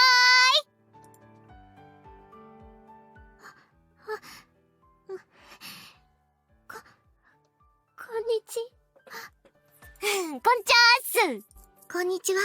じゃあ行きましょっか。外で食べません？中庭にベンチあるじゃないっすか。あそこで。いいと思う。はるか先輩もどすか。じゃあ出発！はーい。みゃーこ先輩、能力のこととかはひとまず抜きで、世間話で交友を深める感じで。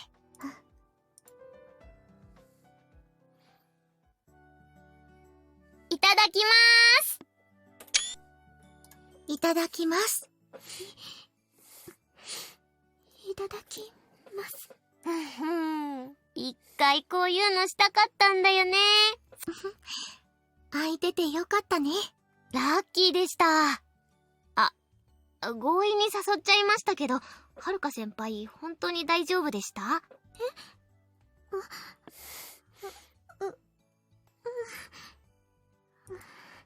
いつも一人で食べてるから誘ってもらえて嬉しかったです。ありがとう。とんでもないっす。みやこ先輩もお付き合いいただきありがとうございます。いえいえ。私もお外で食べるのは初めてだから。みやこ先輩、お弁当も自分で作ってるの？うん。冷凍食品に頼ったりもするけど、自分で作るよ。すごいなぁ。はるか先輩も？ Like, she's also gonna make it herself, and Sora's just gonna sit there like... I kind of feel defeated. 私は、ごめんなさい。なんすか？この前、うまく、話せなくて、今も。おー、いいですよ、そんなの。仕方ないですよ。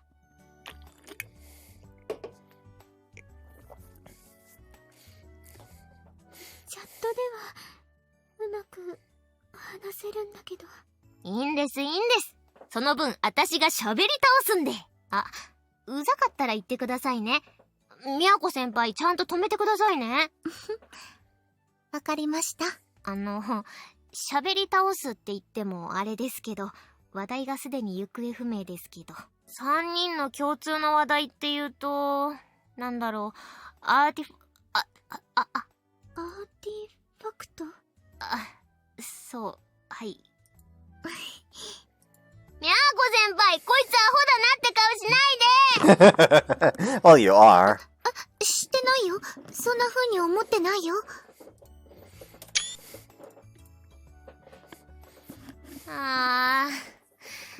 もういいや。リグベーダの人たちとはるか先輩、仲いいんですか？それほどでも。そうなの？アガスティアのアニメのサイトの名前って。メビウスのファンサイトですよね。はい。そのサイトで司令官とは交流があったんだけど、高峰くんとは知らなくて。うんうん。同じ AF ユーザーって分かって、仲良くはしたかったけど。危険な思想を持ってると分かって、そう思えなくなってきたと。大丈夫ですか？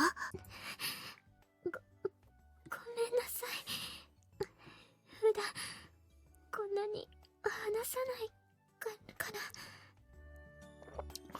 So what, did her fucking vocal cords slowly but surely degenerate?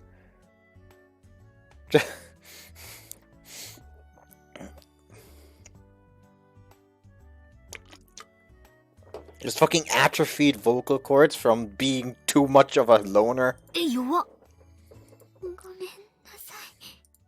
すみません。私ちょっと、あれです。ツッコミがきついんで、気をつけます。フードの女の子も白線の生徒なんですか？わかんないです。サイトを通して知り合ったとは。司令官は高峰くんが言ってましたけど。じゃあ高坂先輩もあの女の子のことはあまり知らないんですね。はい。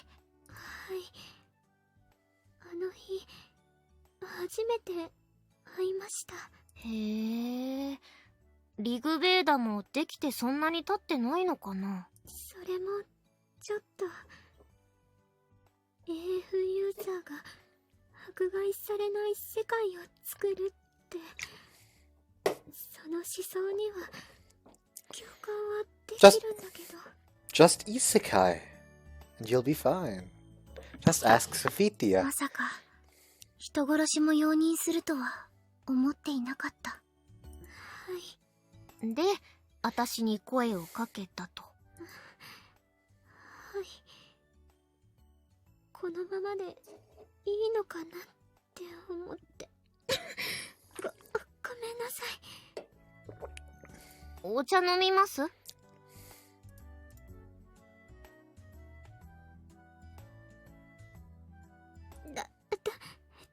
丈夫です。掲示板に書き込むように言われていて。掲示板？はい。そこで相談をしたら、他の AF ユーザーの目にも留まって、仲間を増やせるって。相談を餌にして他のユーザーを釣る気なんだ。だと思います。はじめは仲間が増えるならって思ったんです。でも仲間になることを拒んだソラちゃんのお兄さんに。 Why the fuck do I have this open? Oh, because of that. I recently talked to someone about that the demons are in love with me, so I was trying to look up certain scenes to remember the context to be probably able to talk about them. And while I was doing that, while I was skipping through, I just found like one line where that is saying to Miyabi, "You're the only one here who seems to care for me beyond milking me dry, for money or otherwise." And it's still so fucking funny.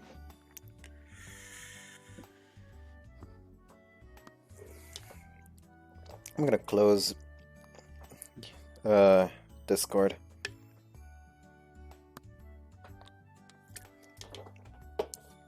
ああ、敵対心むき出しにしましたね。はい。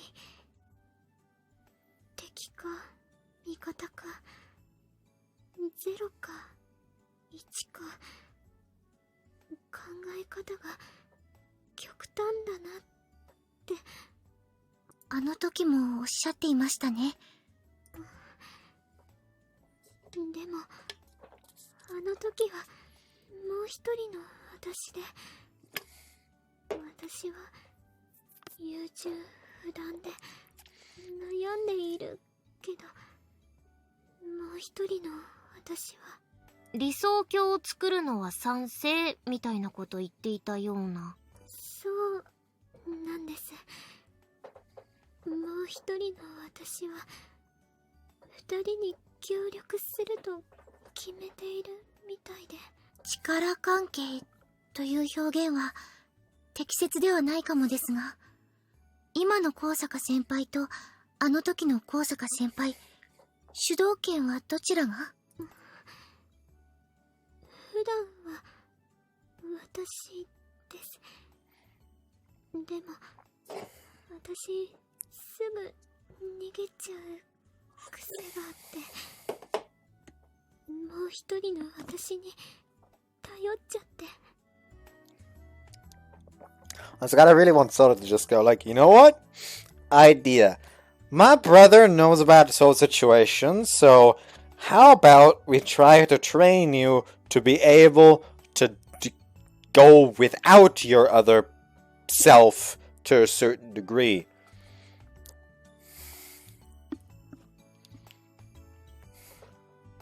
Like, he'll know about the situation and try to be gentle about it. Let's just try. それで結局もう一人の私が決めて行動するように最近はなってます。今の状態で司令官たちに会って乱暴なことするなら協力できないっていうのはやっぱり難しいです。高峰君と話すときはつい頼ってしまって。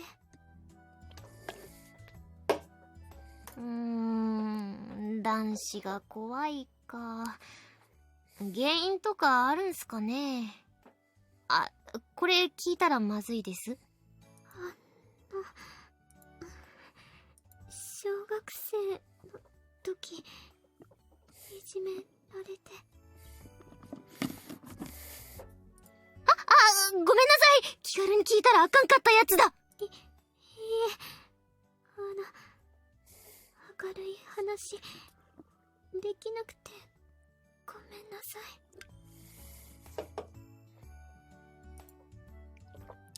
男子へのトラウマ、新見くんもやっぱり怖いですか？ソラちゃんのお兄さん。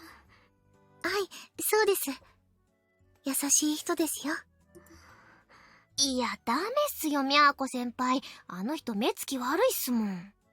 そうかな。制服もちゃんと着ないし、友達にソラちゃんのお兄ちゃんちょっと怖いねとか言われましたもん。Ah! A detail about the main character that I could identify with. Fun fact, there was one conversation I had when I was like back in like, what was it, like 6th, 7th grade? That I think it was, what was it? I think it was 8th grade actually. Either 7th or 8th grade. Anyways, basically I had one friend that I would talk to often during breaks. Like back in that time, yeah, it was like 6th, 7th grade. 8th grade, it started to stop because I found more people to talk about. But basically, I was very much a loner back then. I would basically, all break would just be me, was spent with me just standing somewhere around the school, just hoping for the break to end so we can get back to class, and finish school. Because school was just not fun for me back then. But I had like a very few friends. And one of the people that I would talk to often is this guy. And one day, he would bring one of his friends. And we would just talk happily. But every time when I was about to say something, or looked over at him, like slightly twitched. And it started to feel weird. But I decided not to question it. And somebody was like, dude, I'm so fucking... like, I'm so stressed out. Every time he starts talking and looks at me, he looks so pissed that I feel like he's about to punch me. So yeah, I accidentally intimidated this other kid my age. Actually, I think like 1 year younger, since I didn't immediately go to... Like, I always talk about how I beat the shit out of 4th graders back in 3rd grade, because that way it sounds funnier. But technically, I was at the age where I should have been a 4th grader. It's just that I didn't immediately go from kindergarten to 1st grade because I had ADHD, and my mother decided, you know what, let's just wait a year, send you to like a different kind of like preschool to like get you acclimated to that before you go to proper school. But yeah, it was like every time you talk, I feel, or look at me, I feel like I pissed you off and you're about to fucking hit me. 怖いかな。普通だと思うけど。いや、まあ、慣れちゃえば無害だってわかりますけどね。意外とぼーっとしてるし。よし。はるか先輩。うちのクソ兄貴で、男性恐怖症を克服してみますか？いやね、司令官たちとの付き合いが不安なら、相談してみるのもありだと思うんですよ。そうだ。お兄さんに。そうです、そうです。身内の私が言うのもなんですけどね。やるときはやる男なんです。あいつ。そうだね。この前の事件も身を挺してかばってくれたし、普通はあんなことできないよね。事件、ユーザーが暴れた。はい、炎から守ってくれたんです。守って、白馬の王子様。Oh, she somehow found out about that in Kujo's route, which is why she started to refer to him as, like... What's his fucking name? I forgot his fucking name. My fucking god, why am I so bad with names? Not sound settings, voice settings. Kakeru, thank you. Why she starts referring to him as Kakeru-sama. Like, ah yes, he is the prince on the white horse. ちょっとあれっすね。過大評価しすぎ的な？イメージ膨らませ的な？ごめんなさい。ごめんなさい。本当になってくれるかもしれませんよ。先輩にとって白馬の王子様に。You will in the third game, which I'm hoping to get to soon, but at the same time hoping I won't get to soon, because I really need to ask for permission first.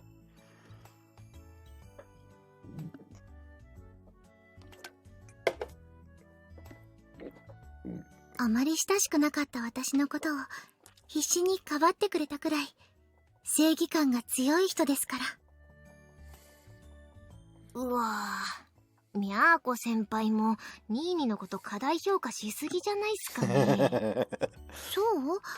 ソラちゃんだってそうなんじゃない？いや、私は、まあ、小さい頃から助けてはもらってますけど。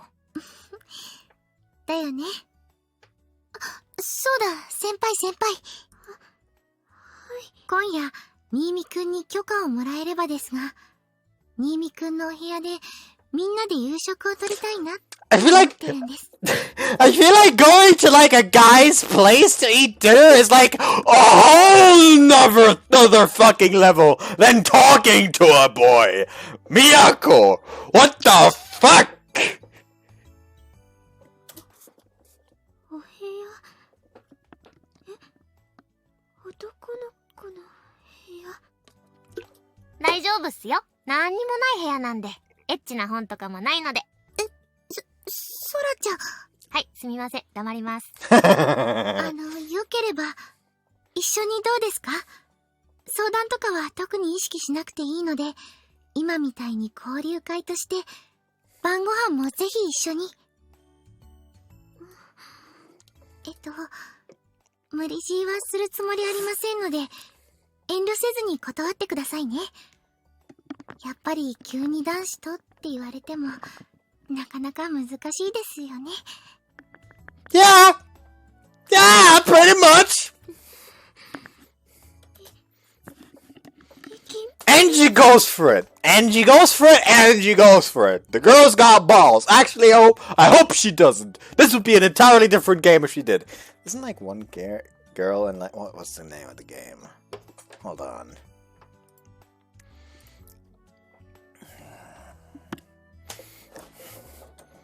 Oh, the person I asked about which cider to drink first.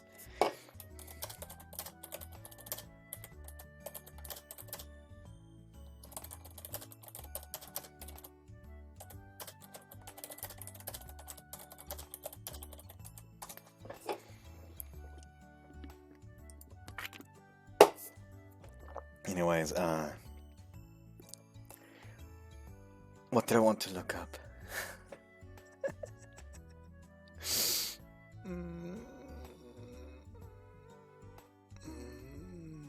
I wanted to look up something. Hold on, let me just...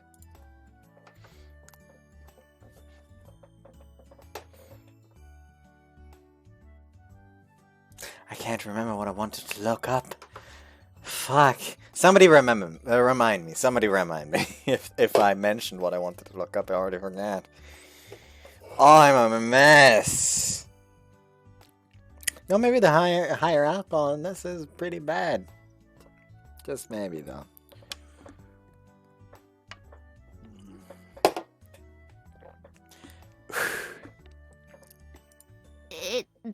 大丈夫っすか？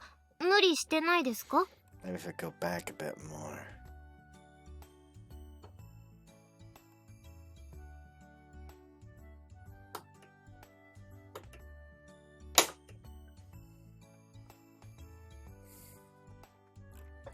I'm pissed off about this now.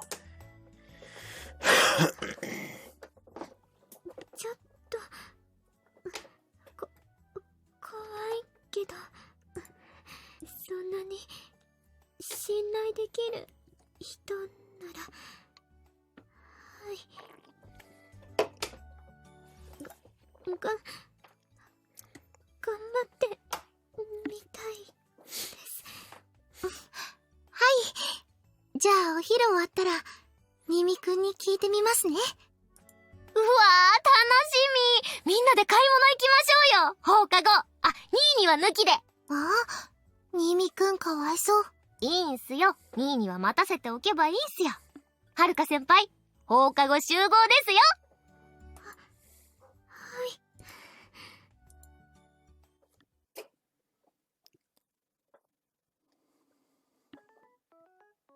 というわけで、おう。高坂はるか先輩です。パチパチパチ。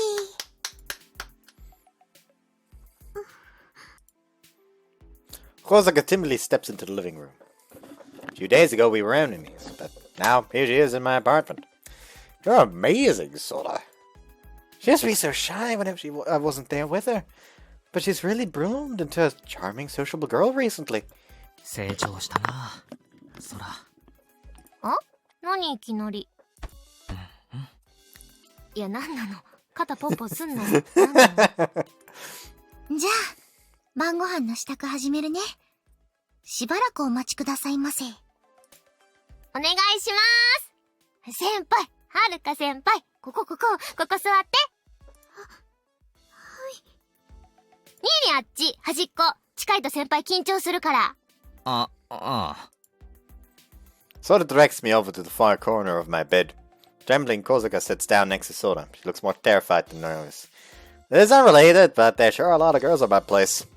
Until recently, she was the only person to have come over, but in a short time, it's become a hangout place for pretty much every girl I know.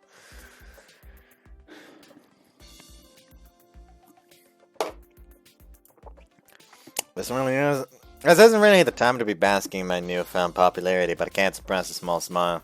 何にやけてんの？キモい。にやけてねえよ。ぶっ飛ばすぞ。ほら、そういうこと言うと先輩怯えるから。男子怖いって言ってんでしょ。すいません。私こそ、ごめんなさい。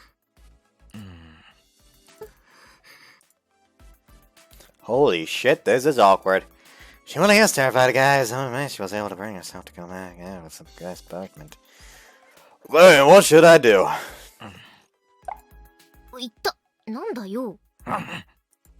Unable to take the awkward silence, I poke Soda in the back and look to her pleadingly, hoping she'll break the ice. She picks up on my desperation and turns back to Kosaka. 先輩、なんか飲みます？大丈夫だよ。はーい。冷たいお茶です。お、あざーす。ご飯もうしばらく待っててね。はーい。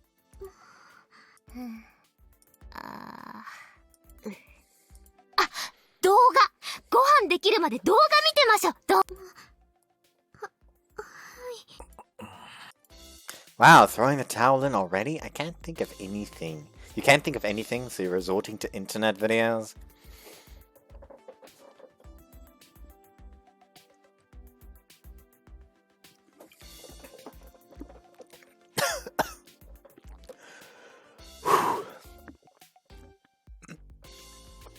Well, no, I don't feel guilty at all.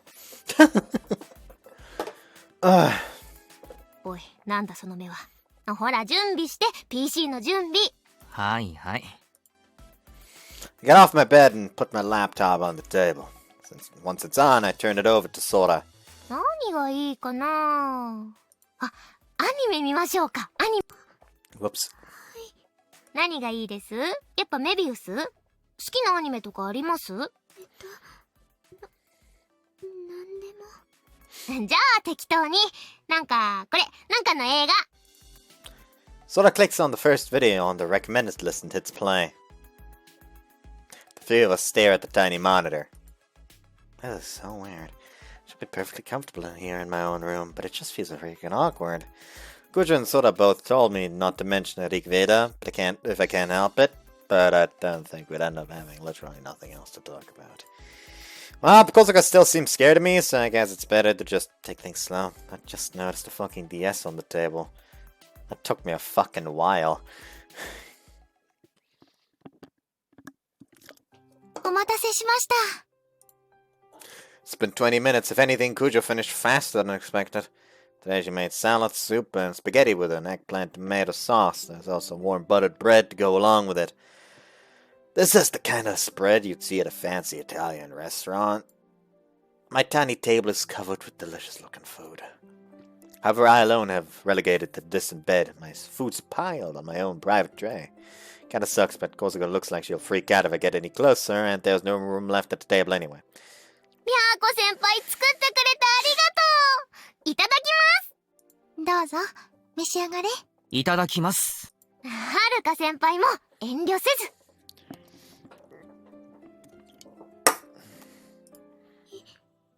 いただきます。 I'm just high. That's the pure one. Let's hope the cherry is the saving grace of this company, or if I have to go and burn down the factory.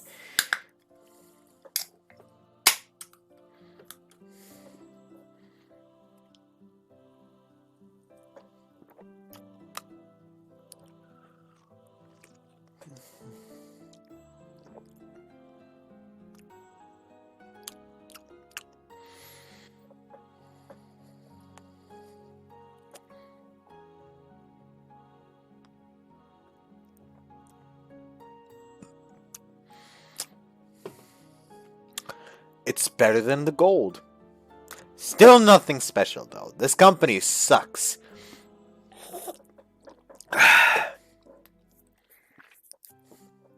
You pick up our folk simultaneously. Decide to start with the spaghetti. That's good. うん。めっちゃうまい。よかった。高坂先輩もいかがですか？美味しいです。ありがとうございます。でも、言わせちゃいましたね。いえ。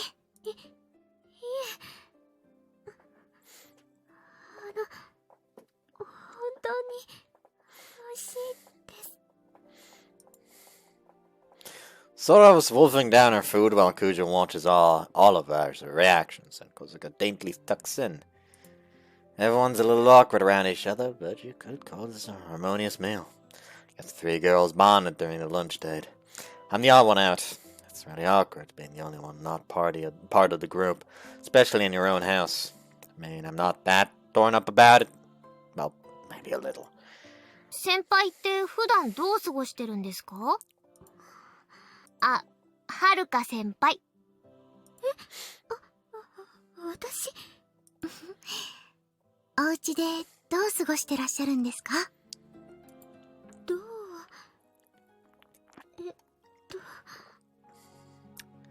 Okay, now that this party was still part of the pure one, still influencing the taste. It's not completely underwhelming, but I'm still going to burn down the factory.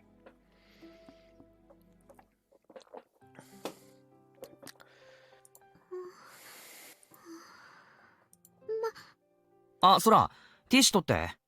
今はるか先輩が話そうとしてたでしょうが。すみません。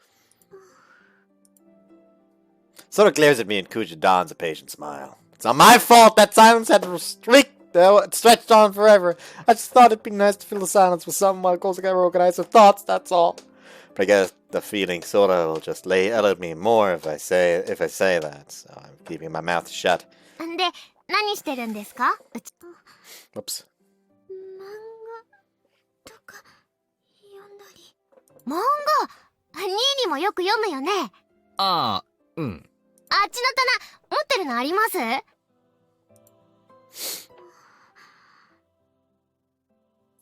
部持ってます。全部？ニーニと結構気合うんじゃない？かもな。俺単行本派ですけど、先輩は連載を追ったりしてるんですか？ああ、うん。Sora、ティッシュ取って。はい。Take the napkin from Sora's hand and wipe the corners of my mouth. Fine! I see it how it is. You don't want to talk to me. Fine then. I'll just sulk in a corner or something.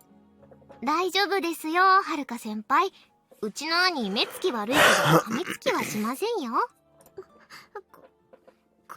なさい。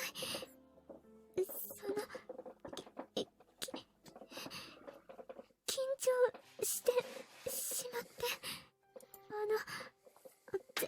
全部じゃないんですけど、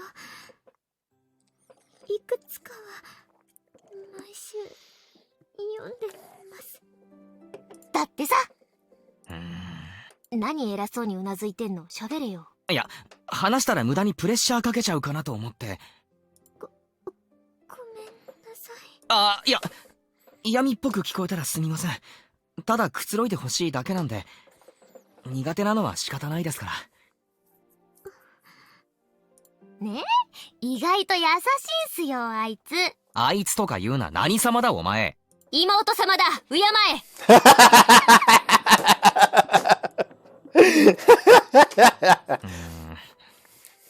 俺もこいつのこと苦手なんで、ほんと気にしないでくださいね、先輩。おい、今なんつった？おい。大丈夫ですよ。喧嘩してるんじゃなくて、仲良し兄弟なんです。いえ、仲良くないです。おいおい、照れんなよ。あおい、先輩の前であんまりきついこと言えないからってその目やめろ。ほら、仲いいんです。羨ましいなって思うくらい。思います？今のやりとりで羨ましいとか思います？そら、ティッシュ取って。お前何枚ティッシュ使うんだよ。箱ごと持ってけよ。I need to take a quick break. Be right back. Oh boy, my arse hurts now. How relaxing.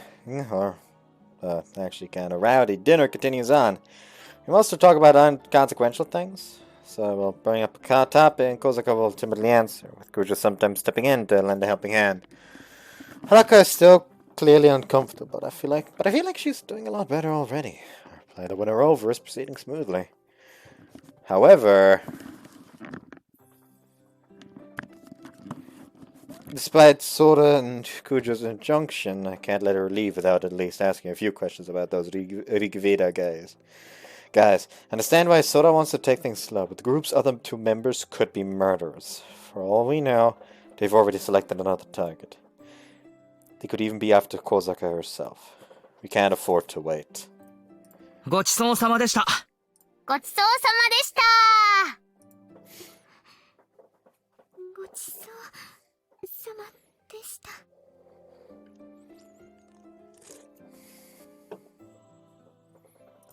おさまつさまでした。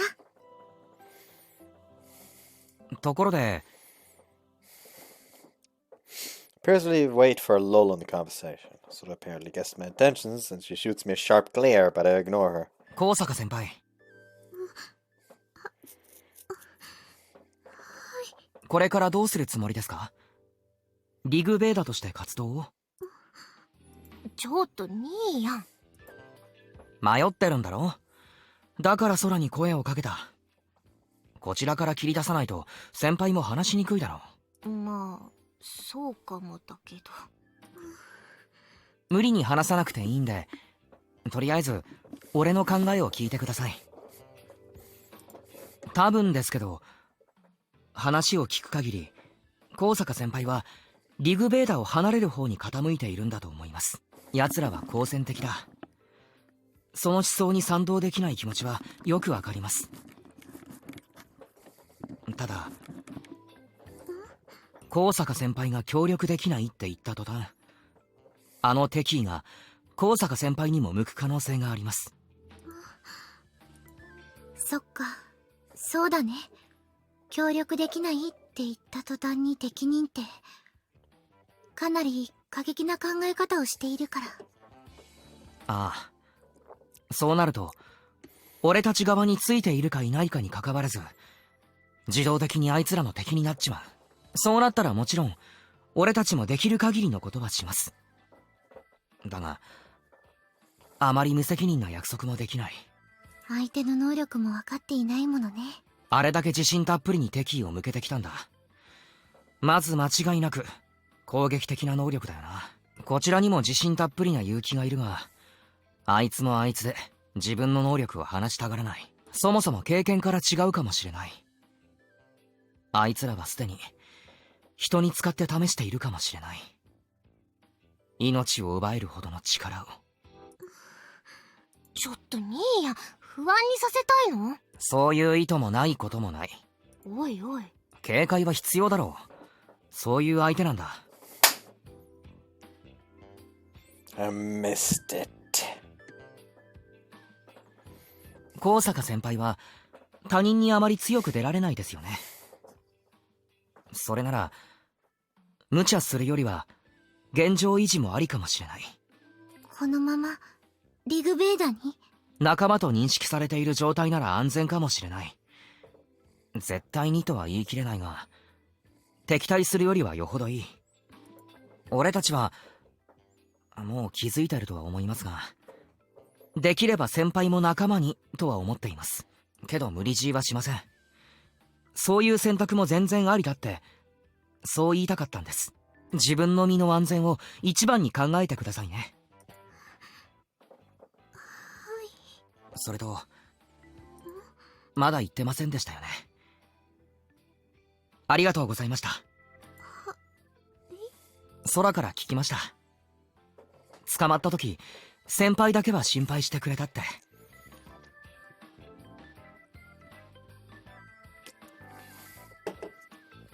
うん、してくれた。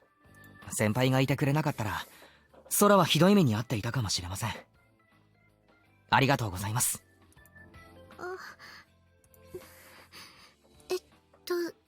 先輩。あ、照れてる？顔真っ赤。Oh! いいえ、照れてなど。は？ A sudden shift in Senpai's demeanor. Tell me you switched personalities. 感動いたしましたわ。そのような温かいお言葉。かける様は他の殿方とは違いますわね。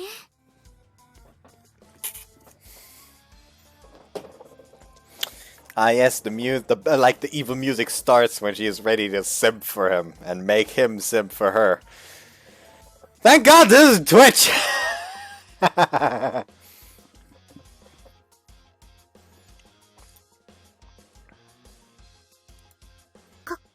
かけるさんも。like, hold up, what? What? What? これ完全に変わっちゃったわ。せっかく頑張ってたのに。Senpai flashes us a bewitching smile. She really is the polar opposite of how she was seconds ago. How am I supposed to deal with this? 私の数々の無礼な振る舞い、謝罪いたします。それと、かける様の寛大さに感謝を。See, I just want him to sit there like, why am I suddenly scared? ああ、はい。お礼というわけではありませんが、どうぞ遠慮せず何でも聞いてくださいな。何でも？じゃあ、能力について。それは秘密です。何でもって言ったのに。何でも聞いてくださいとは申しましたが、何でも答えるとは申しておりませんよ。That's cheek. I like cheek. 秘密があればあるほど、かける様は私のことを気にしてくださるでしょうから。This Kosuke is hard to deal with too, but in a very different way than her normal self. He's got a lot of confidence, but he's pretty twisty with 他に words. は何かございますか？私からいいですか？ええ、どうぞ。ユーザーの理想郷、賛同しているんですよね。ええ、あの時申した通り、能力を好きに使える世界、魅力的ですわ。それは、人を傷つける能力でも、好きに使って良いと考えている、ということでしょうか。それについては、ノーですわね。暴力は嫌いですもの。AF ユーザーは、何者にも束縛されるべきではない。その一点で、我々の見解は一致している。それだけに過ぎません。では、全面的に支持しているわけではないと。そうなりますわね。司令官さんにもゴーストさんにも、私は従うつもりはありません。そしてもちろん、中立ということですか？それはどうでしょう。 Her lips curl into a suggestive smile. As she goes, dodging the question again. Her two personalities have very different goals and different ideas about how to reach him. While I'm wondering what to ask next, Senpai suddenly blushes. ですが、初めてですわ。こんな気持ち。かける様には、隷属してもよいと、そう思っています。What? は？隷属？率直に申しますわ。私、あなた様に惹かれております。え、 Hold on. Wait, it says 99 episode 2 here. Jokes. That I have them. I never said they were good. I just have them.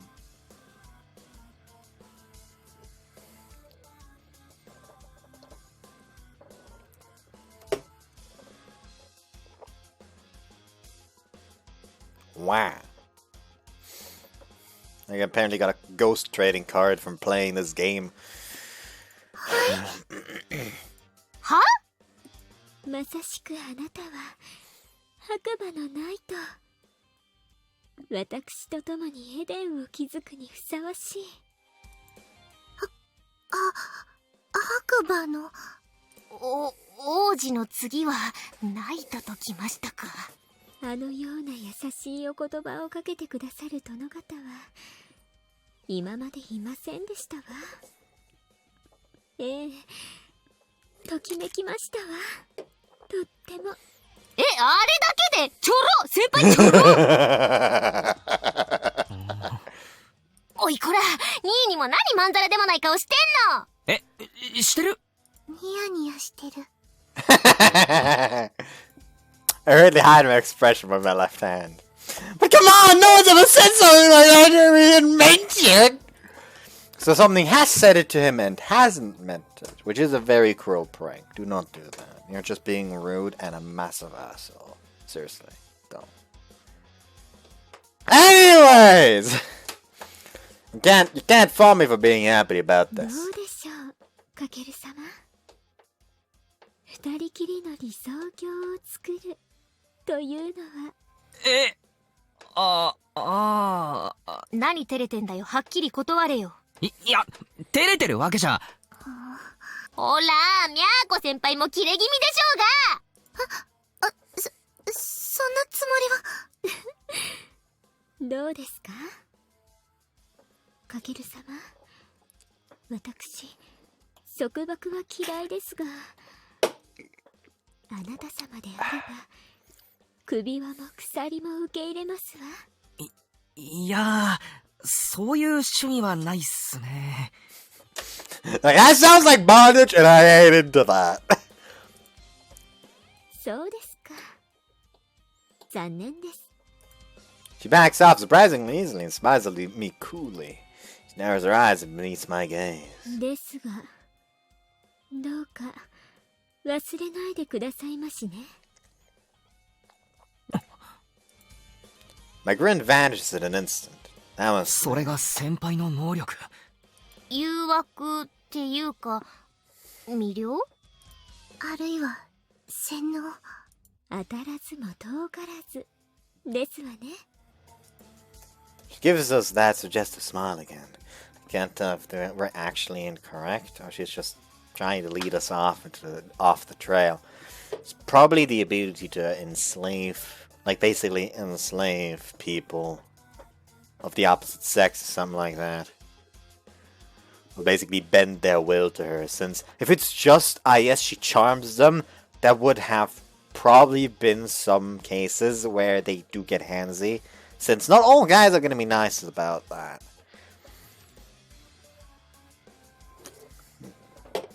So it's probably more something that keeps them more in line. It's impossible to read. For power allows her to enslave others. As she's wanting to use it on a whim, then this personality of hers is incredibly dangerous. もっとも、あなた方に協力するつもりはありませんが、敵対するつもりもありませんの。いつかはかける様の心を私のものにいたしますが、能力を使わずとも私のこの魅力をもってすればたやすいこと。I mean, episode 3 exists, so yes. 言っちゃったよ。魅力って自分で言っちゃったよ。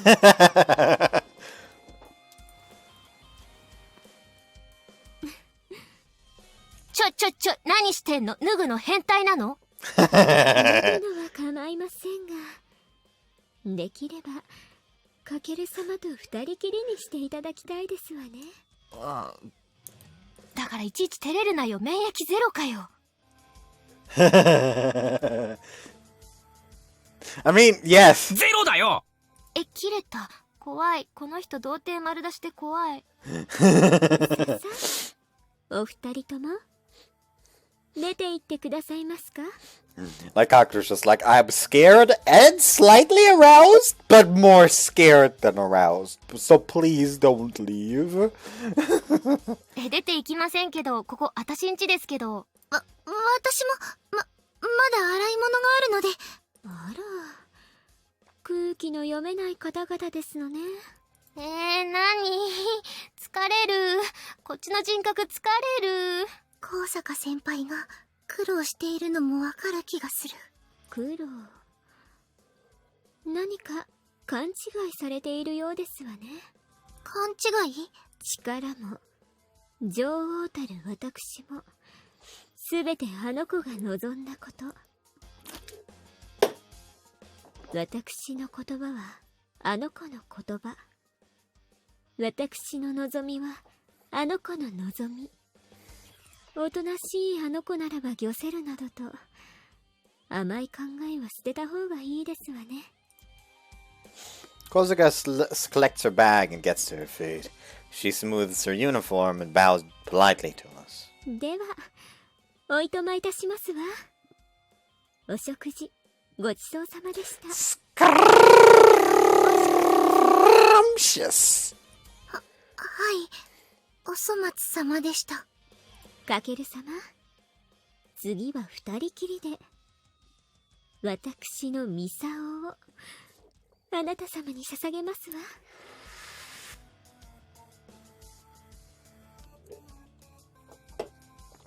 Jesus. ミサ。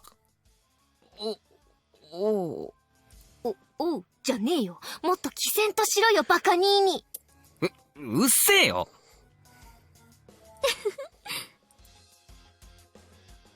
With a victorious smile, she turns her back to us and glides out of the living room. As the sound of the door opening and closing, and then at last she's gone. 濃かったな。Oops. 普段の先輩と違って自信たっぷりだったね。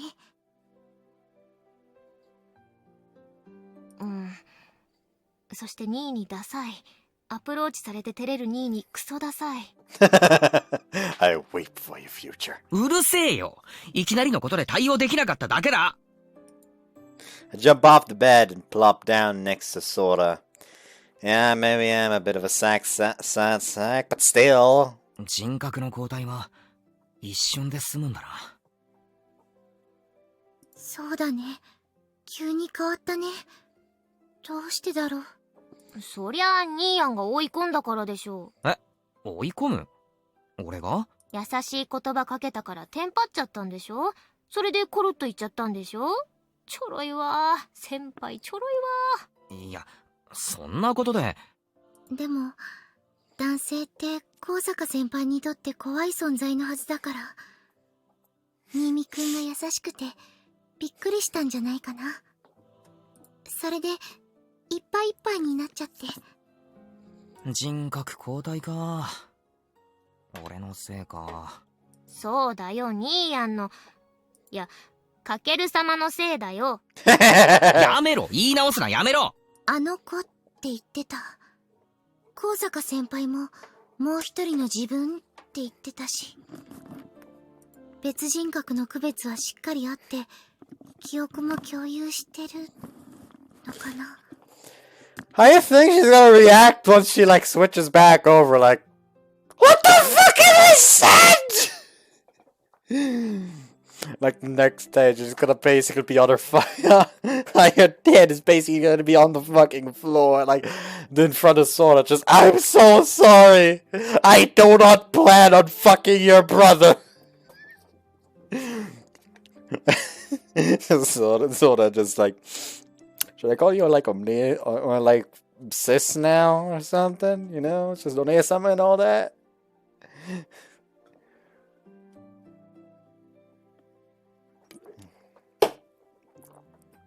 霊族ってさ、奴隷にするってことでしょ？朝の人たちってそういうことでしょ？だろうな。少なくとも堂々とした人格の方は自由に力を使ってる。やっばいな、もう一人のはるか先輩。敵対するつもりはないって言っていたけれど。信用したいところだが、リグベーダにもあまり興味はなさそうだったな。でもあれだよね、悪人ではなさそうだなって思った。悪女っぽかったけど。どうだろうな。おとなしい方の先輩は素直に悪い人じゃないって思えたんだが。はぐらかしてたけど中立っぽいし、うまく情報流してくれないかな、あっちの。普段の先輩なら聞けば教えてくれそうだね。それであいつらの計画や能力を知れたら万々歳だな。とりあえず一歩進んだと考えるべきか。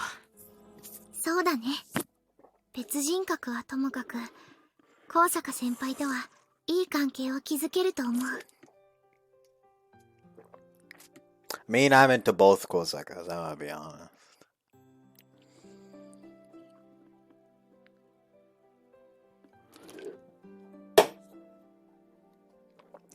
Like, why I'm into the other Kosaka senpai as well, is easily explained by the fact that one of my favorite Hyperdimension Neptunia characters is Iris Heart, despite me not being a masochist.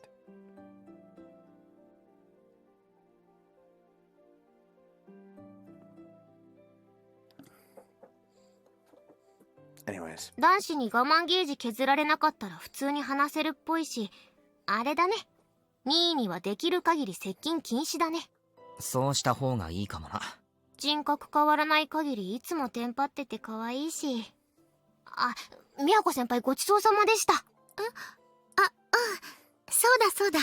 お片付けしなきゃ。手伝うよ。いえいえ、私がやりますので。She needs to earn some wife points. Kujo swiftly snacks up her plates and takes them to the kitchen. All that time waitressing has made her quite skilled at cleaning up dishes. Though I feel a little guilty for not helping, I stretch my legs out and relax. ちょっとあれだな、ここに連れてきたのは失敗だったかもな。なんで？ニーニが、いや、かける様が襲われる。だから言い直すなよ、やめろ。連れ込むなよ、先輩よ。しねえよ、アホか。Sighing, I lean against my bed. While there haven't been any concrete developments in finding the user of the evil eye, we learn more and more of Kosaka's personality. So I guess we've made some progress. Her normal personality is nice, but her chastity, huh? おい、にやけてんぞ、おい。うっせえよ、にやけてねえよ。えろ、こいつ、えろ。こいつって言うな、何様だお前は。妹様だ、敬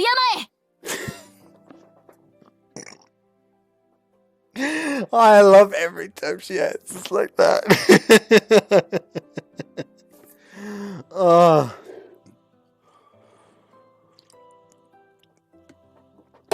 Oh.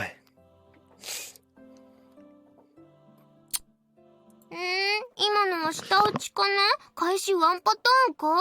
今日のお前特別うざいな。そういうのやめて、マジ飛んでそういうこと言うのやめて。 I ignore Soda and pull out my phone. Considering how inhibited Kozaka's other personality is, she'll probably end up telling Rigveda she met us with us today. The question is, what will they do with that information? Need to be ready to respond to anything they try. Have to protect Kujo and Soda. おい、構え。退屈だからちゃんと私に構え。黙れ。ひどい。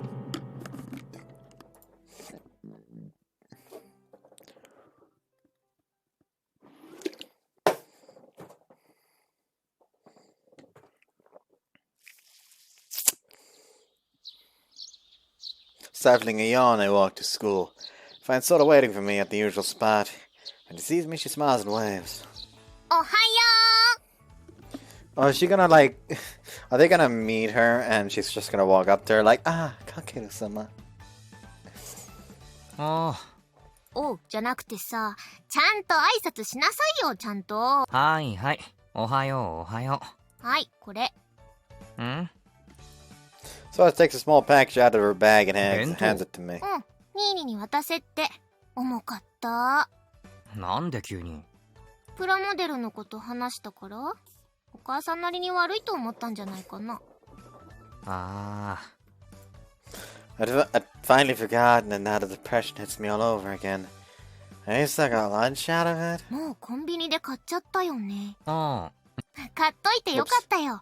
私のお弁当箱っぽいから多分足りないよ。あ。なんでお前の？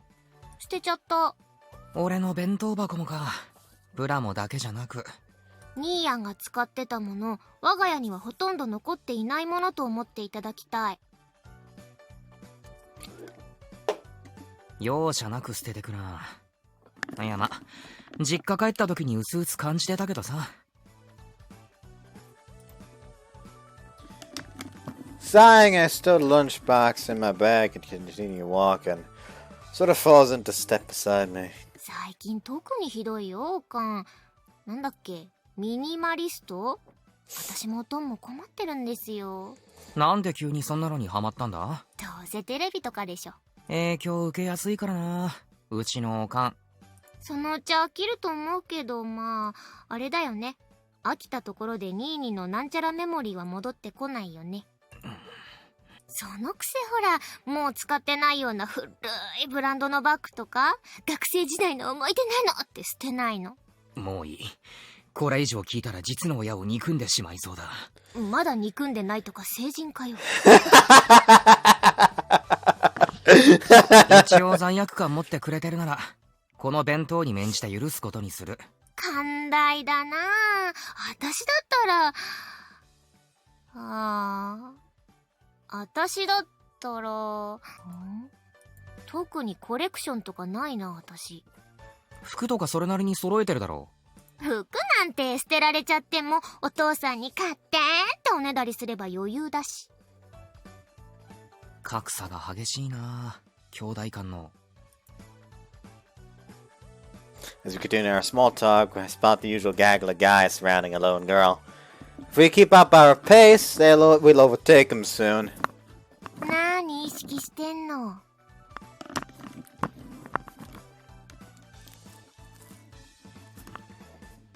してねえよ。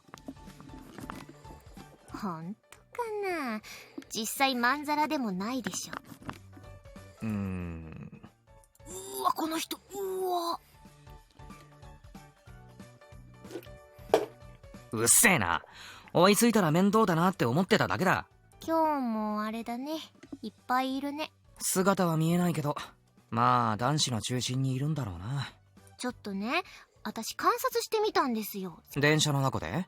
そうそう。だいたい本読んでるんだけど、多分私と同じ駅なのかな。先輩の男子が声かけるんだよね、春。それでテンパってついつい人格交代しちゃうみたい。で、交代するとああなる。最初に声をかける一人を除いて先輩に興味を示してないってことか。普通の状態だと。ぽいね。先輩可愛いし普通に仲良くなりたいのかも。物静かで地味な美少女ってその手の人にはウケそう。まあわからんでもない。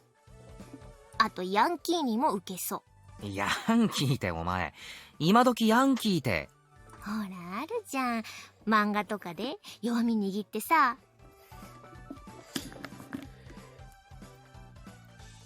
That's not manga, that's porn. 実はお前のこと気になってたんだよな。彼氏にバラされたくなかったら的な。お前どんな漫画読んでるんだよ。だってスマホでネットしてるとその手のエッチな漫画やたらと進めてくるから、広告で。エッチって言っちゃったよこいつ。ダメだこいつ。ニーヤンだって読むでしょ。読まねえよアホか。あれっすよ。そういうモテる美少女に好かれた気分はどすか。なんだその下手くそな話題転換。ニーニあれだよ、ハーレム漫画の主人公みたい。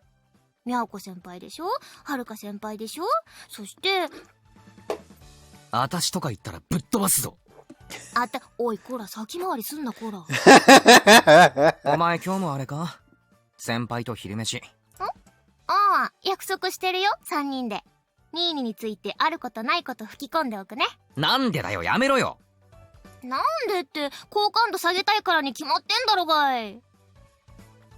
なんでそういうことするんだよ、やめろよ、本当に。俺の楽しみを奪うな。はあ、楽しみはあ。だってお前、好かれたら嬉しいでしょうが。誰だって嬉しいでしょうが。ついに言ったな。気をつけろとか私に言っといて、自分はそれか。デレデレしやがってこにゃろ。デレデレはしてない。してないが、これからするかもしれない。そんな兄をお前は優しく見守れ。はあ、もうないわ。こいつないわ。言ったろ。みやこ先輩にも言ったろ。悪口ばっか言ったろ。やめろ。 Though we're arguing pretty loudly, we kept our pace relaxed to avoid catching up with Senpai's group. Fortunately, I think we're so loud that Kozuka heard us, since I catch a glimpse of her grinning at me through the crowded guys. Despite all the stupid stuff I said, I'm still being cautious with her. Honestly speaking, I'd prefer to avoid Kozuka and her slaves as much as possible. だからニヤニヤすんな。してねえっつうの。That said, the normal Kozuka is a valuable source of information, so I can't just cut her off. Look, the situation is complicated, okay?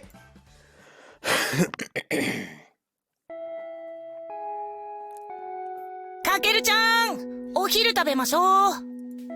Yoichi saunters over to my desk once the lunch bell rings. Yoichi's eyes widen as he sees me pull out both the lunchbox and my convenience store bag. あれ、珍しい。っていうか、初めてじゃない？お弁当。なんか妹が持ってきた。え、妹ちゃんの手作り？いや、おかん。一口ちょうだい。いいよ。I unwrapped the cute packaging to reveal a plain-looking two-tier lunchbox. I was all ready for Mom to embarrass me with a cute lunchbox, but I'm glad she didn't. Though it comes back to me that Soda said something about Mom getting into decorating her lunches with cute character designs, so I can't let my guard down just yet. ああ、そうだ。ん？レイヤにね。え？聞いたって。クホの子の話はしてないよ。女の子と一緒に歩いてたところ見たけど、あの子たち誰よって。ああ、そのことか。でね、紹介してもらえることになった。どっち？うん。マジかよ。I did not see this coming. I'm a little shaken. Sophie said that she could find out how Takamine knew the hooded girl. Sophie said that if she could find out how Takamine knew the hooded girl, she'd have an easier time investigating her. And now Yoichi's got the chance to find out. Thanks to this, I'll be able to ask him later how the hooded girl and Takamine know each other. This might just be the best chance we'll get. However, this is really a good idea to let Yoichi meet with those guys. I doubt Takamine would hurt his old friend, but... いつそれ？明日。何時？何？一緒に行きたいの？そういうわけじゃないけど。なんだ、別に来てもよかったのに。なんか変な時間だったんだよな。変な？ちょっと待ってね。Yoichi stops working on tearing open the sandwich wrapper and takes out his phone. Taps it a few times, likely checking his conversation with Takamine. ああ、そうだ、8時だ。朝の？違う、夜。夜？そうそう。遊びに行くにもご飯にも遅いよね。女の子の都合がつかないのかな。どうだろうな。あとね、待ち合わせ場所もおかしいんだよね。神社だよ、神社。つくも神社か。そうそう。女の子の家が近いのかなって納得はしてるけど。まあ、それに連夜だし。神社で何すんだ？知らない。僕は軽くお茶に行くつもりだけど、もしかしたら、聖地でアニメの話でもしたいのかもね。お前興味ないだろ。まあね。でも、適当に合わせちゃったからな。女の子紹介してほしくて。自分も大好きって？っていうか、なんていうか、まさかお前も、なんだっけな。ユーザーだったとは。つい、そうなんだよ、ユーザーなんだよって言っちゃった。つい。そう、つい。あれでしょ、ユーザーってメビウスの。みたいだな。サイトやってるのは知ってたけど、まさかあそこまでハマってるなんて思わなかったな。Yuichi casually puts away his phone and bites into his sandwich.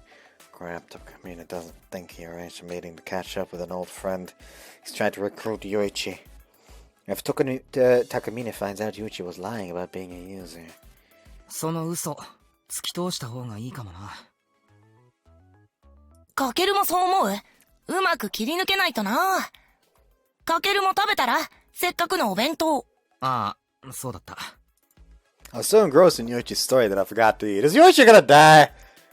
Put my hands together in a quick prayer and open my lunchbox. どうし、二段とも白米なんだが。コンビニのパンでご飯を食べろってことかな？鬼かよ。きっと妹ちゃんのお弁当、おかずオンリーになってるね。取り替えてくる。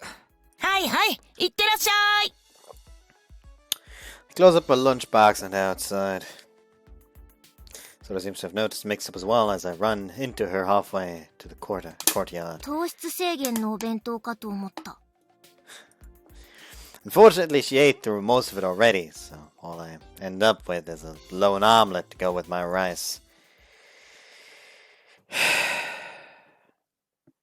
After school, I head to Nineball with Sora so the group can exchange information again. As usual, Kuju got work, so, well, we'll be filling her in over Lime later. そう。あなたの友人がフードの女と接触する。Yuki says over a pint of chocolate syrup-coated whipped cream. From the sound of it, she still hasn't been able to discover anything about the hooded girl. Though there's a fantastic chance to learn more about her. Yuki seems to have the same misgivings as I do. 能力者と嘘をついてしまったなら、バレた時が心配ね。でも幼馴染なんでしょ？あたしらみたいにいきなり襲おうとしたりはしないんじゃない？そう思いたいがな。高峰のこともフードの女のことも俺たちは知らなさすぎる。そうね。そうに違いないと決めつけるのはあまりにも軽率ね。どうすんの？こっそり近くで見守るとか？そうしたいところでもあるんだが。空の能力が通用しない以上、スニーキングも難しいでしょうね。そこなんだよな。だからソフィーに任せることにした。There we go. Don't fall over. ソフィー？ Sophie's spoon stops halfway to her mouth, and she gives me a suspicious glare. Come to think of it, I haven't told her about Sophie yet. 信じがたいかもしれないが、異世界の住人だ。異世界ですって。いやマジですよ。私も会いましたもん。ぬいぐるみみたいな姿で宙に浮いてるんです。アーティファクト、有機的には生異物だっけか。ソフィーの世界の道具らしい。あっちからこっちに流出した。んで、私らが回収を手伝ってるってわけです。Like she's just gonna be there like, that is awesome! I guess even someone with as active an imagination as Yuki is having a hard time swallowing this. Or so I thought. あなたたちと手を組んだのは正解だったわね。え？まさかエルフヘイムの妖精と契約していたなんて。No, not Alfheim. Sort of tries to repeat the strange word. I guess Yuki manages to retcon Sophie into her headcanon. Well, I'm glad it didn't take much convincing for her to believe me. I'm worried she might go off on another rant any second now. Also, calling Sophie a sprite is an insult to sprites. She's nowhere near that cute. そのソフィーに任せればフードの女の素性がわかるのね。そのはず。高峰のこともあっさり調べてくれた。とっかかりさえあればフードの女のこともすぐに調べてくれるはずだ。了解。では任せるとしましょう。あっさり信じたっすね。そんなつまらない嘘をついて私を騙すメリットがあなたたちには存在しない。確かに、そうっすね、はい。空の方はなんかあるんだろ？そうでした。ありますあります。Sora fishes around in her bag for her phone and starts tapping away furiously. While Sora's pulling up whatever she needs to, Yuki demolishes her parfait and raises a hand to call Kujo over. はい。ダージリンのホット。かしこまりました。ニミくんとソラちゃんは。ああ、どうしよう。じゃあ、ジンジャーエール。私まだ残ってるから大丈夫。かしこまりました。少々お待ちくださいませ。Kujo bows politely, takes my empty glass and Yuki's empty parfait cup, puts them on her tray, and heads back to the kitchen.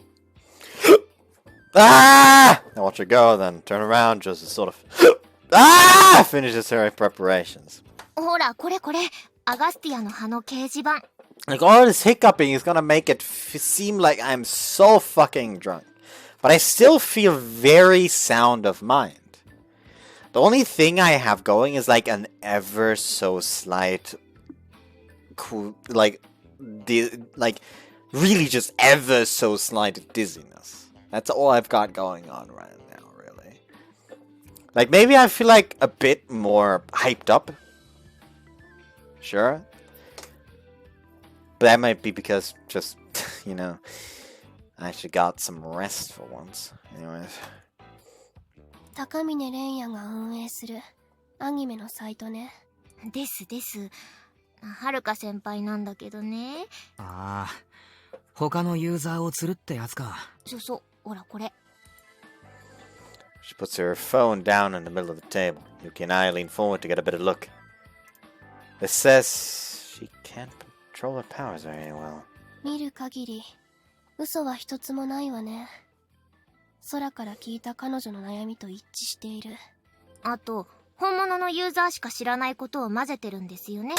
本物なら読めばわかるって感じに。巧妙ね。これ、もう一人の先輩が書いたのか？自分で書いたって。ニーニがさ、ほら、敵対するよりそのままの方がって言ったじゃん。ああ。怖いから書いちゃったって。あと、司令官が添削してるって。添削ね。先ほどの件といい、仲間探しに本腰を入れ始めたということね。ぽいな。本気で釣りたいみたいだ。ごめんなさいって謝ってたよ、先輩。いや、謝る必要はない。それでいいと思うって伝えておいてくれ。私もそう思ったから、もう言っておいた。リアクションは？まだないかな。どうだろう、後で聞いてみる。集まったらオフ会するつもりみたいって言ってたよ。オフ会？ゴールデンウィークあたりじゃないかなって。来週か。もうすぐだな。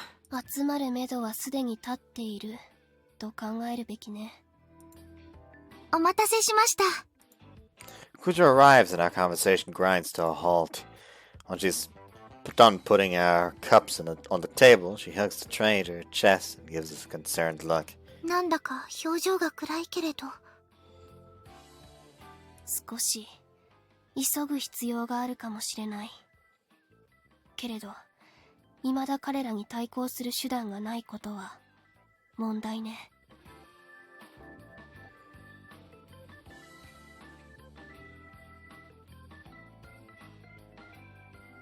対抗する手段。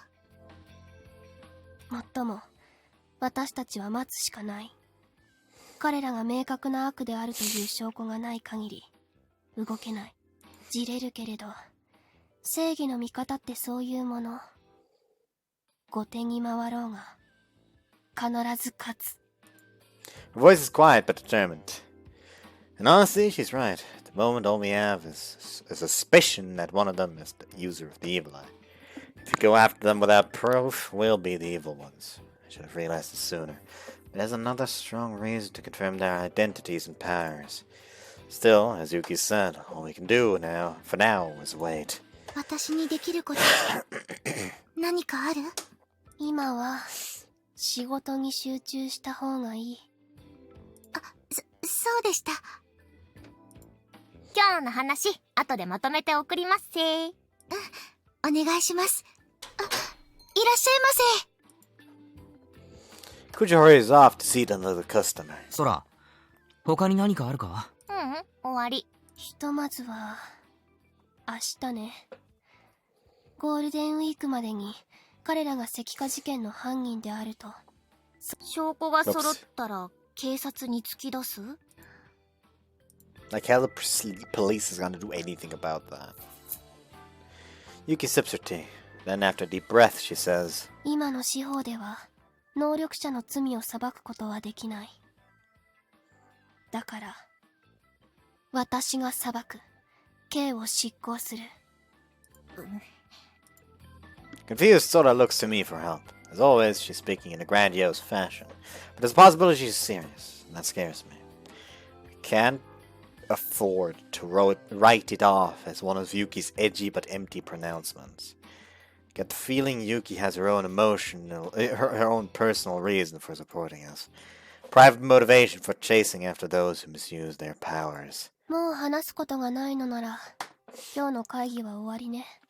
ああ、そうだな。にここでご飯食べてく？いや、まだ早いし、後で別のところで食べる。そっか。じゃあ私はうちで食べよ。今のうちに弁当箱返しておく。はいはい。あ、軽い。完食したの？ふりかけのおかげでなんとかなった。私お腹空いちゃってさ。やっぱり炭水化物ないとダメだね。おかずだけじゃダメだ。お前、よく俺にそんなこと言えるな。お米美味しかった？美味しかった？そろそろ本当にぶん殴るぞお前。あ、コーラなくなっちゃった。ジンジャーエールちょっとちょうだい。もうお前イライラする。お前すんげーイライラする。Yuki quietly sips her tea, uninterested in our sibling quarreling. We haven't really come out as a team yet, but time waits for no one. Whatever's coming our way, this is the crew we've got to work with. I haven't forgotten the hooded girl's threat. I need to figure something out fast. Ah! I see Sora off at the station, scrounging up dinner and returning home. Scrounge up dinner and return home. Throwing my bag down, I turn to an empty part of my room. ソフィー、いるか？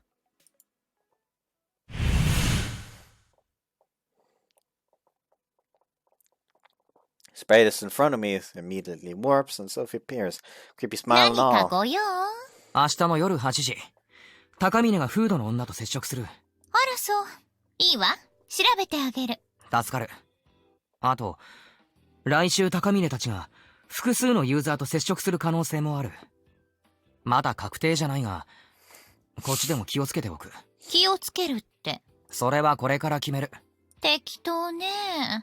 いわ。その心意気は褒めてあげる。他には？終わり。そう。じゃ、また明日。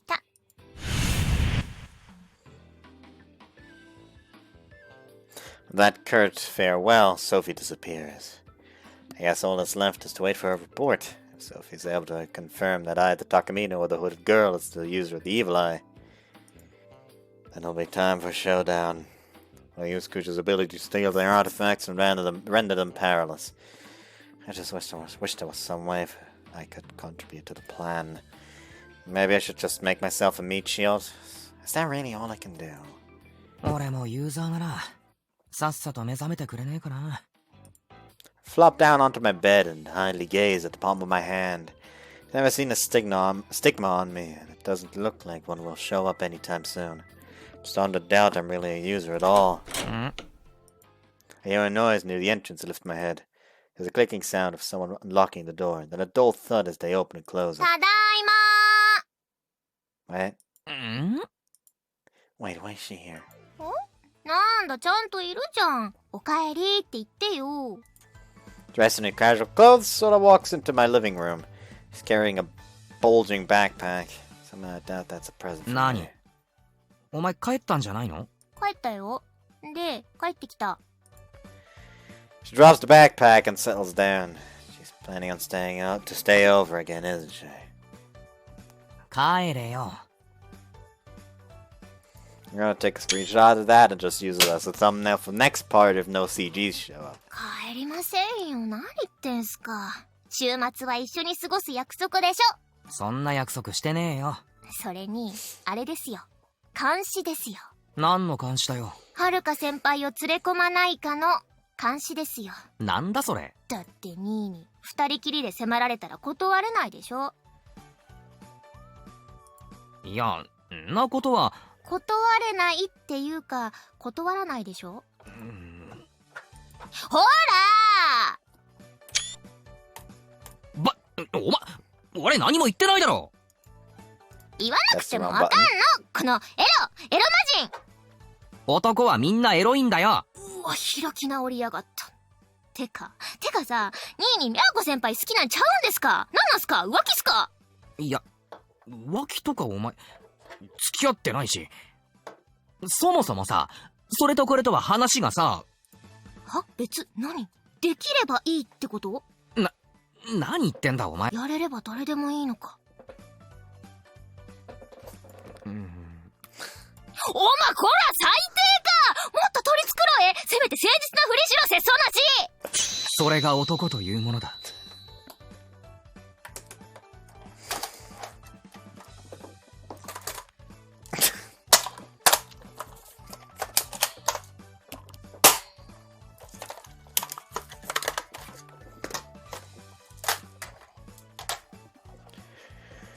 何決め顔で言ってんだ！最低だ、この兄。人として最低だ！うっせバーカ。欲望に忠実なだけだバーカ。だから開き直るなっつーの。そのさ、したいだけならさ、私を抱けばいいじゃん。さ、襲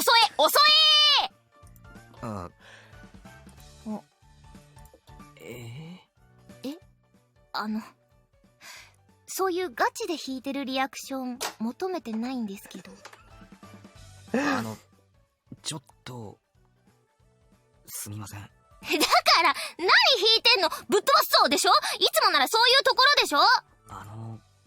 今日は帰っていただけると。違うの？そういうのじゃないの？違うの？本気で言ったんじゃないの？やめてください。来ないでください。だからまあ、泣くぞ。あんまりそういうこと言うと泣くぞ。無言で玄関の方を見るな。帰らないぞ。私は帰らないぞ。だからその顔やめて。舌打ちワンパターンとか言ったけど、そういうのやめて。胸に来るから割とガチで傷つくから。いじめるなよ。もう。Hold on. Is that different? No, that is not different.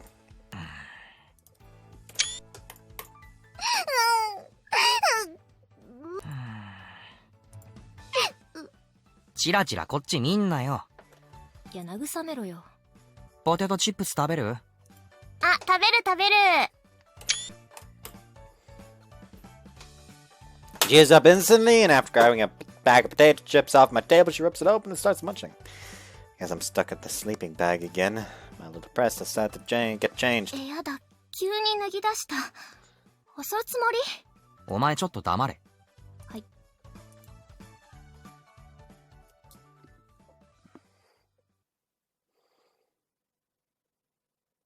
Thus, I shall end this part. 30th of April. セーブ画面だよ。セーブするよ。セーブするよ。 Hope you guys enjoyed this one. See you next time. Bye bye.